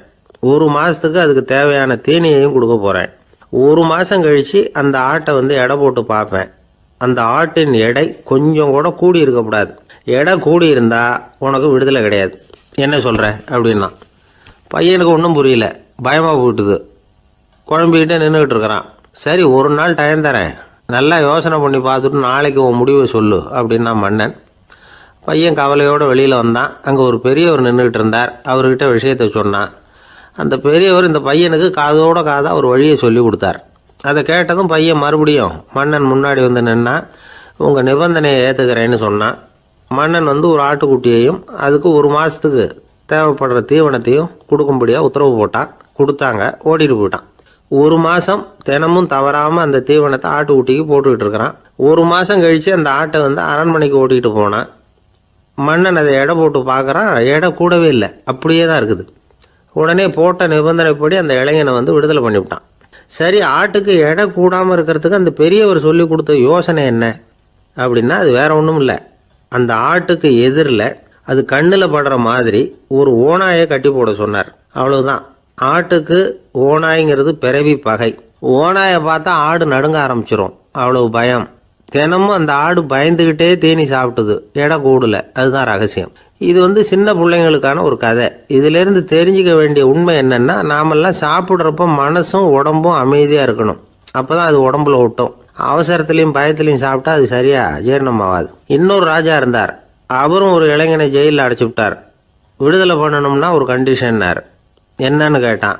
ஒரு ஆட்டுக்குட்டியை அவன் முன்னாடி கொண்டாந்து நிறுத்துவேன், நீ அதுக்கிட்ட ஒரு கேள்வி கேட்கணும், அதுக்கு சரியான பதிலை சொல்லணும். அப்படி செஞ்சுட்டா உனக்கு விடுதலைன்னார். இளைஞன் யோசனை பண்ணி பார்த்தான். சரின்னு ஒத்துக்கிட்டான். அது பிரகாரமே ஆட்டுக்குட்டியை பதில் சொல்ல வச்சுட்டான். என்ன நடந்தது தெரியுமா? ஆட்டுக்குட்டியை கொண்டாந்து நிறுத்தினாங்க. இவன் மெதுவாக அதுக்கிட்ட போனான். அது காதுகிட்ட போய் ஏப்ரலுக்கு அடுத்த மாதம் என்ன மாதம்னு கேட்டான். அது உடனே மேன்னு கத்திச்சு. இவன் விடுதலை ஆயிட்டான். ஆந்திர நாட்டில் ஒரு அரசர் இருந்தார். அந்த அரசர்கிட்ட ஒரு அமைச்சர் இருந்தார். அந்த அமைச்சர் பேர் ராயண பாஸ்கர். அவர் ஒரு பெரிய அறிவாளி. அது மட்டும் இல்லை, மிகச்சிறந்த கொடையாளி. யார் வந்து எது கேட்டாலும் இல்லைன்னு சொல்ல மாட்டாராம். அதன் காரணமாகவே அவர்கிட்ட இருந்த செல்வம் நாளுக்கு நாள் குறைஞ்சிக்கிட்டே வந்துட்டு தான். கடைசியில் குடும்பத்துக்குன்னு எதுவும் வைக்காமலே அவர் போய் சேர்ந்துட்டார். மகனும் இறந்துட்டார். அந்த குடும்பத்தில் மிஞ்சி இருந்தது அவருடைய மருமகள், ஒரு பேரன், அவ்வளவுதான். இருந்த ஒரே சொத்து பழுதடைஞ்ச ஒரு வீடு. அந்த அம்மா மற்ற வீடுகளில் வேலை செஞ்சு தன்னுடைய பிள்ளைய படிக்க வச்சுக்கிட்டு வராங்க. அந்த புள்ள ஒரு பெரிய வள்ளலுடைய பேரன்கிறது அந்த பள்ளி வாத்தியார்களுக்கும் தெரியும். அதனால் அவங்களும் இவங்ககிட்ட கொஞ்சம் அன்பாகவும் அக்கறையாகவும் பழகி பாடம் சொல்லி கொடுத்துக்கிட்டு இருக்கிறாங்க. ஒரு நாள் ஒரு புகழ்பெற்ற கவிஞர் ஒருத்தர் அந்த பள்ளிக்கூடத்துக்கு வந்திருக்கிறார். ஆசிரியர்கள்கிட்ட பேசிக்கிட்டு இருந்தப்போ ஒரு செய்தியை சொன்னாராம். ராயண பாஸ்கருங்கிற வள்ளல் எனக்கு நிறைய உதவிகள் செஞ்சிருக்கார், என்னை பாராட்டி பரிசுகள்லாம் கொடுத்துருக்கிறார். அந்த வள்ளல் வாழ்ந்த கிராமத்தை பார்க்கணுங்கிறதுக்காக தான் இப்போ இங்கே வந்திருக்கிறேன் அப்படின்னாராம். ஆசிரியர் உடனே இந்த பையனை கூப்பிட்டு, இதை பாருங்கள், இவன் யார் தெரியுமா? நீங்கள் குறிப்பிடுகிற அந்த வள்ளலின் பேரன் அப்படின்னு அறிமுகப்படுத்தினாராம். கவிஞரின் கண்களில் ஆனந்த கண்ணீர். அந்த பரவச நிலையிலேயே அந்த வள்ளலை பற்றி கவி பாட ஆரம்பிச்சுட்டாராம். இந்த சின்ன பையன் அதை கேட்டிருக்கிறான். உடனே என்ன பண்ணான் தெரியுமோ? தன் கையில் அணிஞ்சிருந்த ஒரு பொன் வளையலை கழட்டி அந்த கவிஞருக்கு பரிசாக கொடுத்துட்டானான். எல்லாருக்கும் ஆச்சரியம். தாத்தா இருக்கும் நிலையில் கொடுத்தார், பேரன் இல்லாத நிலையிலையும் கொடுக்குறான். பையனை எல்லாரும் பாராட்டினாங்களாம். இருந்தாலும் அவனுக்குள்ள ஒரு பயம் எதுவும் ஆரம்பமாச்சு. பள்ளிக்கூடம் விட்டு வீட்டுக்கு வரும்பொழுது அந்த பயம் இன்னும் அதிகமாயிட்டுது. அம்மா என்ன சொல்லுவாங்களோ தெரியலையே, ஏதோ திடீர்னு தோணிச்சு வளையல கட்டி கொடுக்கணும்னு கொடுத்துட்டோம். குடும்பம் இருக்கிற நிலையில் இப்படி நான் செஞ்சது தப்பா? வீட்டு செலவுக்கே அம்மா எவ்வளவு கஷ்டப்படுறாங்க, வீட்டுக்கு போனதும் என்ன நடக்குமோ தெரியலையே அப்படின்னு நினச்சி பயந்துக்கிட்டே அவன் வீட்டுக்குள்ளே அடி எடுத்து வைக்கிறான். அம்மா கூப்பிட்டு சாப்பாடு போட்டாங்க. அவங்க கண்ணில் படக்கூடாதுங்கிறதுக்காக ஒரு கையை பின்னாடி மறைச்சிக்கிட்டே இருந்தான். அம்மா இதை கவனிச்சிட்டாங்க. ஏய், உன் கையை ஏன் அப்படி வச்சிருக்கிற? உன் கைக்கு என்னாச்சு? ஏதாவது அடிபட்டு போச்சா அப்படின்னு கேட்டுக்கிட்டே கையை எடுத்து பார்க்குறாங்க. வளையல காணலை. வளையல் எங்கே அப்படின்னு கேட்குறாங்க. இவன் தயங்கிக்கிட்டே நடந்ததை சொல்கிறான். அதை கேட்டதும் அந்த அம்மாவோட முகம் கோபத்தால் சவுந்து போச்சான். முட்டாளே, என்ன காரியம் பண்ண அப்படின்னு கன்னத்தில் அரைஞ்சிட்டாங்களாம். அம்மா, என்னை அடிக்காத, ஏதோ தெரியாமல் தப்பு பண்ணிட்டேன் அப்படின்ட்டுருக்கான். மகனே, வளையலை கொடுத்ததுக்காக நான் உன்னை அடிக்கலை அப்படிங்க, பின்ன எதுக்கு அடித்தேன்னு கேட்டிருக்கான். உன் பாட்டனார் வந்து ஒரு பெரிய வள்ளல், அவர் எதையும் பாதி வேலையை செய்கிறதில்ல. அவருடைய பேரை நீ அரைகுறை வேலை செஞ்சுட்டு வந்திருக்கிற அப்படின்னாங்களாம். என்னம்மா சொல்கிறேன்ருக்கான். நீ ஒரே ஒரு வளையலை மட்டும்தானே கட்டி கொடுத்துருக்குற, கொடுக்குறதா இருந்தால் ரெண்டையும் சேர்த்துல கொடுத்துருக்கணும், அதுதானே உங்கள் தாத்தாவுக்கு பெருமை அப்படின்னாங்களாம். அம்மா, தெரியாமல் இப்படி செஞ்சுட்டேன், உங்கள்கிட்டையும் அரை வாங்கிட்டேன் அப்படி இப்படின்னு அவன் சொல்லியிருக்கிறான். இப்போ அம்மா கொஞ்சம் இருங்க, அந்த கவிஞர் இன்னைக்கு நம்ம ஊரில் தான் தங்கியிருப்பார், நாளைக்கு காலையில் தான் அவர் வந்து எங்கே இருக்காருன்னு விசாரித்து இன்னொரு வளையலையும் கொடுத்துட்றேன் அப்படின்ட்டுருக்கான். மகனே, நல்ல செயல்களையெல்லாம் நாளைக்குன்னு ஒத்தி போடாத. நாளைக்கு என்ன நடக்குங்கிறது யாருக்கு தெரியும்? இப்போவே போ, எங்கே இருக்காருன்னு பாரு அப்படின்ட்டுருக்காங்க. மகன் புறப்பட்டான். பள்ளி ஆசிரியர்கிட்ட போய் கேட்டானா அந்த கவிஞர் எங்கே இருக்காருன்னு. அவர் சொன்னாராம். உடனே போய் அவர் இருக்கிற இடத்துல கதவை தட்டியிருக்கான். ராத்திரி நேரத்தில் இவனை கண்டதும் அவருக்கு ரொம்ப ஆச்சரியம். இவன் இன்னொரு கை வளையலையும் எடுத்து நீட்டியிருக்கான். அவர் திகைச்சு போய் நிற்கிறார். அவரால் என்ன பண்ணுறதுன்னே தெரியல. ஆனந்த கண்ணீர். இது வந்து பெரியவர்கள் கூற கேட்ட ஒரு வரலாறு. இன்னைக்கு இப்படிப்பட்டவங்களை பார்க்க முடியுமா? வறுமை வள்ளல் தன்மையை ஒன்று செய்து விடாதுங்கிறதுக்கு இது ஒரு உதாரணம். ஒருத்தன் இன்னொருத்தனை பார்த்து கேட்டானா, எங்கள் தாத்தா உங்கள் தாத்தாவுக்கு 100 ரூபா கடன் கொடுத்துருக்கிறார், அதை எப்போ திருப்பி கொடுக்க போகிறேன்னு. கவலைப்படாத, எங்கள் பேரன் அதை உங்கள் பேரன்ட்ட திருப்பி கொடுத்துருவான் அப்படின்னு அவன். எனக்கு வாழ்க்கையே வெறுத்து போச்சு சார் அப்படின்னு சொல்லிட்டு ஒருத்தர் வந்தார். கொஞ்ச நேரம் பேசினதுக்கப்புறம் அவர் அப்படி சொல்லியிருந்தா அதில் ஒரு அர்த்தம் இருந்திருக்கும். வர்றதுக்கு முன்னாடியே வாழ்க்கை வெறுத்து போச்சுன்னு சொல்லிட்டு வர்றார். என்ன சார் விஷயம்னு விசாரித்தோம். எங்கள் வீட்டில் தினம் 3 வேளையும் ஒரே மாதிரி சாப்பாடு சார், வித்தியாசமே கிடையாது. இப்படியே 3 மாதமாக சாப்பிட்டுக்கிட்டு இருக்கிறேன். அதை விட பட்டினி கிடந்து செத்துடலாம்னு தோணுது அப்படின்னார். ஒரு பெரியவர் சொன்ன தத்துவத்தை சொல்கிறதுக்கு ஆள் கிடைக்காம தவிச்சுக்கிட்டு இருந்தோம். இப்போ ஒருத்தர் கிடைச்சிட்டார், விட்டுலாமா? உடனே அவரை உட்கார வச்சு சொல்ல ஆரம்பிச்சிட்டோம். அதாவது நாம் அனுபவிக்கிற உணர்வுகளில் களிப்பு, மகிழ்வு, ஆனந்தம், இது 3க்கும் ஒன்றுக்கு ஒன்று வித்தியாசம் உண்டு. மேம்போக்காக பார்க்குறதுக்கு இது 3 ஒன்று மாதிரி தோணும். ஆனால் அது அப்படி இல்லை. களிப்புங்கிறது உடம்பை பொறுத்தது, மகிழ்வுங்கிறது மனசை பொறுத்தது, ஆனந்தம்ங்கிறது ஆன்மாவை பொறுத்தது. இப்படி இந்த 3 வகையான அந்த சுவைப்புகளின் தன்மையும் வேற வேற. இப்போ முதல்ல களிப்புங்கிறத எடுத்துக்குவோம். நம்ம புலன்களுக்கு களிப்பை தரக்கூடிய பொருள்களுக்கு சில விசேஷ குணம் உண்டு. அது எப்படின்னா, சீக்கிரமே சலிப்பை உண்டு பண்ணும். ஒருத்தர் அந்த பொருளை எடுத்துக்கிட்டா அது இன்னொருத்தருக்கு குறைஞ்சிரும். உணவு, உடை, இதெல்லாம் களிப்பை தரக்கூடிய பொருள்கள். இப்போ உதாரணத்துக்கு, ஒரு சாப்பாட்டு மேசையில் ஒரு பாத்திரத்தில் 10 இட்லி இருக்குது. அதில் ஒரு 2 இட்லியை நம்ம தட்டில் எடுத்து வச்சு சாப்பிட்றோம். நாம் சாப்பிட்ட அந்த இட்லி நிச்சயமாக எதிரில் உட்காந்துருக்கிறவருக்கு இல்லை, அவருக்கு உபயோகப்படாது. நாம் சாப்பிட்ட அதே இட்லியை அவரும் சாப்பிட முடியாது, அவர் வேற தான் எடுத்து வச்சுக்கணும். அது மாதிரி நாம் ஒரு சட்டையை எடுத்து போட்டுக்கிறோம், அதே சட்டையை அதே நேரத்தில் இன்னொருத்தர் போட்டுக்க முடியாது. புலன்களுக்கு களிப்பை தரக்கூடிய இது மாதிரி பொருள்கள்லாம் முதல் தடவை நமக்கு கொடுக்குற களிப்பை 2வது தடவையும் கொடுக்காது. 3வது தடவை இன்னும் குறையும், கடைசியில் வெறுப்பாகவும் மாறிடும். ஒவ்வொன்றா இட்லியை தொடர்ந்து சாப்பிட்றோம்னு வச்சுக்கோங்க, முதல் இட்லி தரக்கூடிய சுவையை 30வது இட்லி தராது. முதல் தடவை புது சட்டையை போட்டுக்கிறப்போ நமக்கு இருக்கிற களிப்பு அதே சட்டையை 100வது தடவையாக போட்டுக்கிறோம்னு வைங்க, அப்போ இருக்குமா? இருக்காது. இதுதான் களிப்பு. அதாவது சீக்கிரமே சலிப்பை தரக்கூடியது. ஒருத்தர் எடுத்துக்கிட்டால் இன்னொருத்தருக்கு குறைஞ்சி போகக்கூடியது. ஆனால் மகிழ்ச்சிங்கிறது அப்படி இல்லை. ஒருத்தர் அனுபவிக்கிறதுனால இன்னொருத்தருக்கு குறைஞ்சி போகாது. இப்போ காலையில் சூரியன் உதயம் ஆகிறத பார்த்து சந்தோஷப்படுறோம், அதையே இன்னொருத்தரும் பார்த்து சந்தோஷப்படலாம். ஒரு நல்ல சங்கீதத்தை கேட்குறோம், ஒரு அழகான ஓவியத்தை ரசிக்கிறோம், நீங்கள் ரசிக்கிற அதே நேரத்தில் இன்னொருத்தரும் அதை ரசிக்கலாம். அதனால் அது குறைஞ்சி போகிறதில்ல. இது மகிழ்வு. ஆனால் ஒன்று, ஒரே பாடலை திரும்ப திரும்ப கேட்டுக்கிட்டு இருந்தால் கடைசியில் அலுப்பு தட்டும். அதாவது மகிழ்வுங்கிறது எப்படின்னா, மற்றவங்களோட பகிர்ந்து கொள்றதுனால குறையாது. ஆனால் ஒரே பொருள் மீண்டும் மீண்டும் அனுபவிப்பை தர்றப்போ முதல்ல மகிழ்வு அதிகரித்து அதுக்கப்புறம் அது மங்கி மறைஞ்சு போயிடும். இதுதான் அந்த மகிழ்வுங்கிறதுக்கு இலக்கணம். சரி, இப்போ 3வதாக சுகம் தரக்கூடிய ஆனந்தம்ங்கிறது எப்படின்னா, இது நமக்கு உள்ளே இருந்து சுரக்கிறது. மனசு சலனங்கள்லேருந்து விடுபடுறப்போ இந்த ஆனந்தம் நமக்கு கிடைக்கும். இது நிலையான சுகம், ஆத்ம சுகம். களிப்பிலிருந்து மகிழ்வுக்கும், மகிழ்விலிருந்து ஆனந்தத்துக்கும் செல்றது தான் மனிதன் நடத்த வேண்டிய முக்கியமான பயணம். இவ்வளவு விஷயத்தையும் கேட்டுட்டு இந்த காலத்து பையன் ஒருத்தன் வந்தான். சார், இப்போ நீங்கள் ஒரு சாப்பாட்டு மேசையில் ஒரு 10 இட்லி வைக்கிறீங்க, என்ன உட்கார வைங்க, எதிரில் இன்னொருத்தனை உட்கார வைங்க. நான் களிப்பு, மகிழ்வுலாம் தாண்டி நேரடியாக ஆனந்தத்துக்கு பயணம் பண்ணி காட்டுறேன் அப்படின்னா. ஒன்றும் புரியல அவன் சொன்னது. அது எப்படி, என்ன பண்ணுவ நீ அப்படின்னு சொல்லி கேட்டோம் ஆச்சரியமா. 2 இட்லி சாப்பிட்டா தானே சார் களிப்பு, நான் 10 இட்லியும் மொத்தமாக சாப்பிட்ருவேன், அடுத்தவனுக்கு எதுவும் கிடைக்காது, அவனுக்கு கிடைக்காதபடி நாமே சாப்பிட்டுறோம்ல, அதுதானே நமக்கு ஆனந்தம் அப்படின்னு அதுக்கு ஒரு விளக்கம் சொல்கிறான்.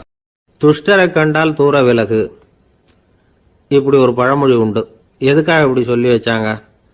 துஷ்டன் ஏதாவது தொந்தரவு கொடுப்பான், அதனால அவனை கண்டா பயந்துகிட்டு ஓடி ஒளிஞ்சுக்கோ அப்படின்னா இதுக்கு அர்த்தம் அப்படி இல்லை. ஒரு துஷ்டன் கிட்ட நெருங்கி போறோம்னு வச்சுக்கோங்க, அவன் நமக்கு கெடுதலான ஆலோசனைகள் எதையும் சொல்லலாம், அல்லது அவன் தீய உணர்வுகள் உள்ளவனா இருக்கலாம், அல்லது தீய செயல்கள் செய்யக்கூடியவனா இருக்கலாம், அல்லது தீய நட்புனால அவன் ஏற்கனவே கெட்டு போனவனா கூட இருக்கலாம். இப்படிப்பட்டவனை நெருங்கி போனா அவனோட பாதிப்பு நமக்கும் வந்துடும். அதனால விலகி போ அப்படின்னு சொல்றாங்க. இதையே கொஞ்சம் விவரமா இப்ப பார்ப்போமே. இப்ப இந்த துஷ்டர்களை 4 வகையா பிரிக்கிறாங்க. இந்த 4 வகைக்கும் உதாரணம் வேணும்னா வேற எங்கேயும் போக வேண்டியதில்லை, மகாபாரதத்தை பார்த்தாவே போதும். அதுல இந்த 4 வகையான தீயோரும் வர்றாங்க. முதல் வகைக்கு உதாரணம் சகுனி. இவன் மனசுல எப்பவும் தீய எண்ணங்கள் தான் நிறைஞ்சி இருக்கும். கனவுல கூட தீய ஆலோசனைகள். யாராவது ஒருத்தர் நல்லபடியா வாழ்ந்தா அதை இவனால சகிச்சிக்க முடியாது. இப்படிப்பட்டவனோட நெருங்கிய தொடர்பு துரியோதனனுக்கு கிடைச்சது. துரியோதனன் எப்படின்னா அவன் ஏற்கனவே தீய காரியங்கள் செய்யறதுக்கு தயங்காதவன். அப்படிப்பட்டவனுக்கு தீய போதனைகள் செய்யறதுக்கு சகுனி உதவுனா. இந்த 2 பேரோட சகவாசம் இன்னொருத்தனுக்கு கிடைச்சது. அவன் யாருன்னா துச்சாதனன். அவன் தீய நடத்தை உள்ளவன். இந்த 3 பேரும் ஒன்னு சேர்ந்தா என்னத்துக்கு ஆகும்? உலகமே கெட்டு போடும்ல. இந்த 3 துஷ்டர்களோட நல்லவன் ஒருத்தன் சேர்ந்தான். அவன் தான் கர்ணன். கர்ணன் இயல்பாவே உத்தம குணம் உள்ளவன். அவன் நல்லவங்களோட சேராம இப்படிப்பட்ட கெட்டவங்க கிட்ட நட்பு வச்சுக்கிட்டான். அதனால அவனும் தீய செயல்களில் ஈடுபடுறது மாதிரி ஆயிடுது. துரியோதனனுடைய நண்பனா அவனுடைய ஆதரவுல வளர்ந்ததுனால அவனுக்கு துணையா இருக்க வேண்டி இருக்குது அப்படின்னா. நட்பு உரிமையினால உதவி புரிய வேண்டியது சரிதான், அது தப்புன்னு சொல்ல முடியாது. இருந்தாலும் தீய செயல்களுக்கு உதவி செய்யறது சரியில்லை. புத்தி பலம் புஜ பலம் எல்லாம் இருந்தா கூட தெய்வ பலம் இல்லைன்னா ஜெயிக்க முடியாது. கர்ணன் மகா வீரன். இருந்தாலும் கடைசியில் அவன் கதி என்னாச்சு? அவங்ககிட்ட எல்லா நல்ல குணங்களும் இருந்தது. இருந்தாலும் ஏன் இப்படி ஆச்சு? தீயவர்களுடைய சேர்க்கை தான் காரணம். அவங்களோட சேர்ந்ததுனால இவனையும் அப்படியே நினைக்க ஆரம்பிச்சுட்டாங்கல்ல. 4 வகை துஷ்டர்கள்ல இவனும் ஒரு வகை அப்படின்னு சொல்ல ஆரம்பிச்சிட்டாங்க. அதாவது தீய ஆலோசனைக்கு சகுனி, தீய உணர்வுகளுக்கு துரியோதனன், தீய செய்கைக்கு துச்சாதனன், தீய நட்புக்கு கர்ணன். இப்படி உதாரணமாயிட்டான். அதனாலதான் துஷ்டரை கண்டால் தூர விலகு அப்படின்னு சொன்னாங்க. அது புராண காலம். இப்பெல்லாம் நிலைமை கொஞ்சம் வேற விதமா இருக்குது. அன்னைக்கு ஒரு நாள் அப்படிதான் ஒரு காட்டு பாதையில யாரோ ஒருத்தர் அடிபட்டு கிடந்தார். யாரோ ஒரு துஷ்டன் அவனை அடிச்சு போட்டுட்டு போயிட்டான் போல இருக்கு. அந்த வழியா போன ஒருத்தர் பரிதாபப்பட்டு அவனை போய் தூக்குனார். ஆறுதல் சொன்னார், இதை பாருங்க, இந்த வழியா எப்பவும் தனியா வரக்கூடாது. ஏன்னா இங்க ஒரு ரவுடி இருந்துகிட்டு வர்றவங்க போறவங்களெல்லாம் வழிப்பறி பண்ணிட்டு இருக்கிறதா கேள்விப்பட்டிருக்கிறேன் அப்படின்னாராம்.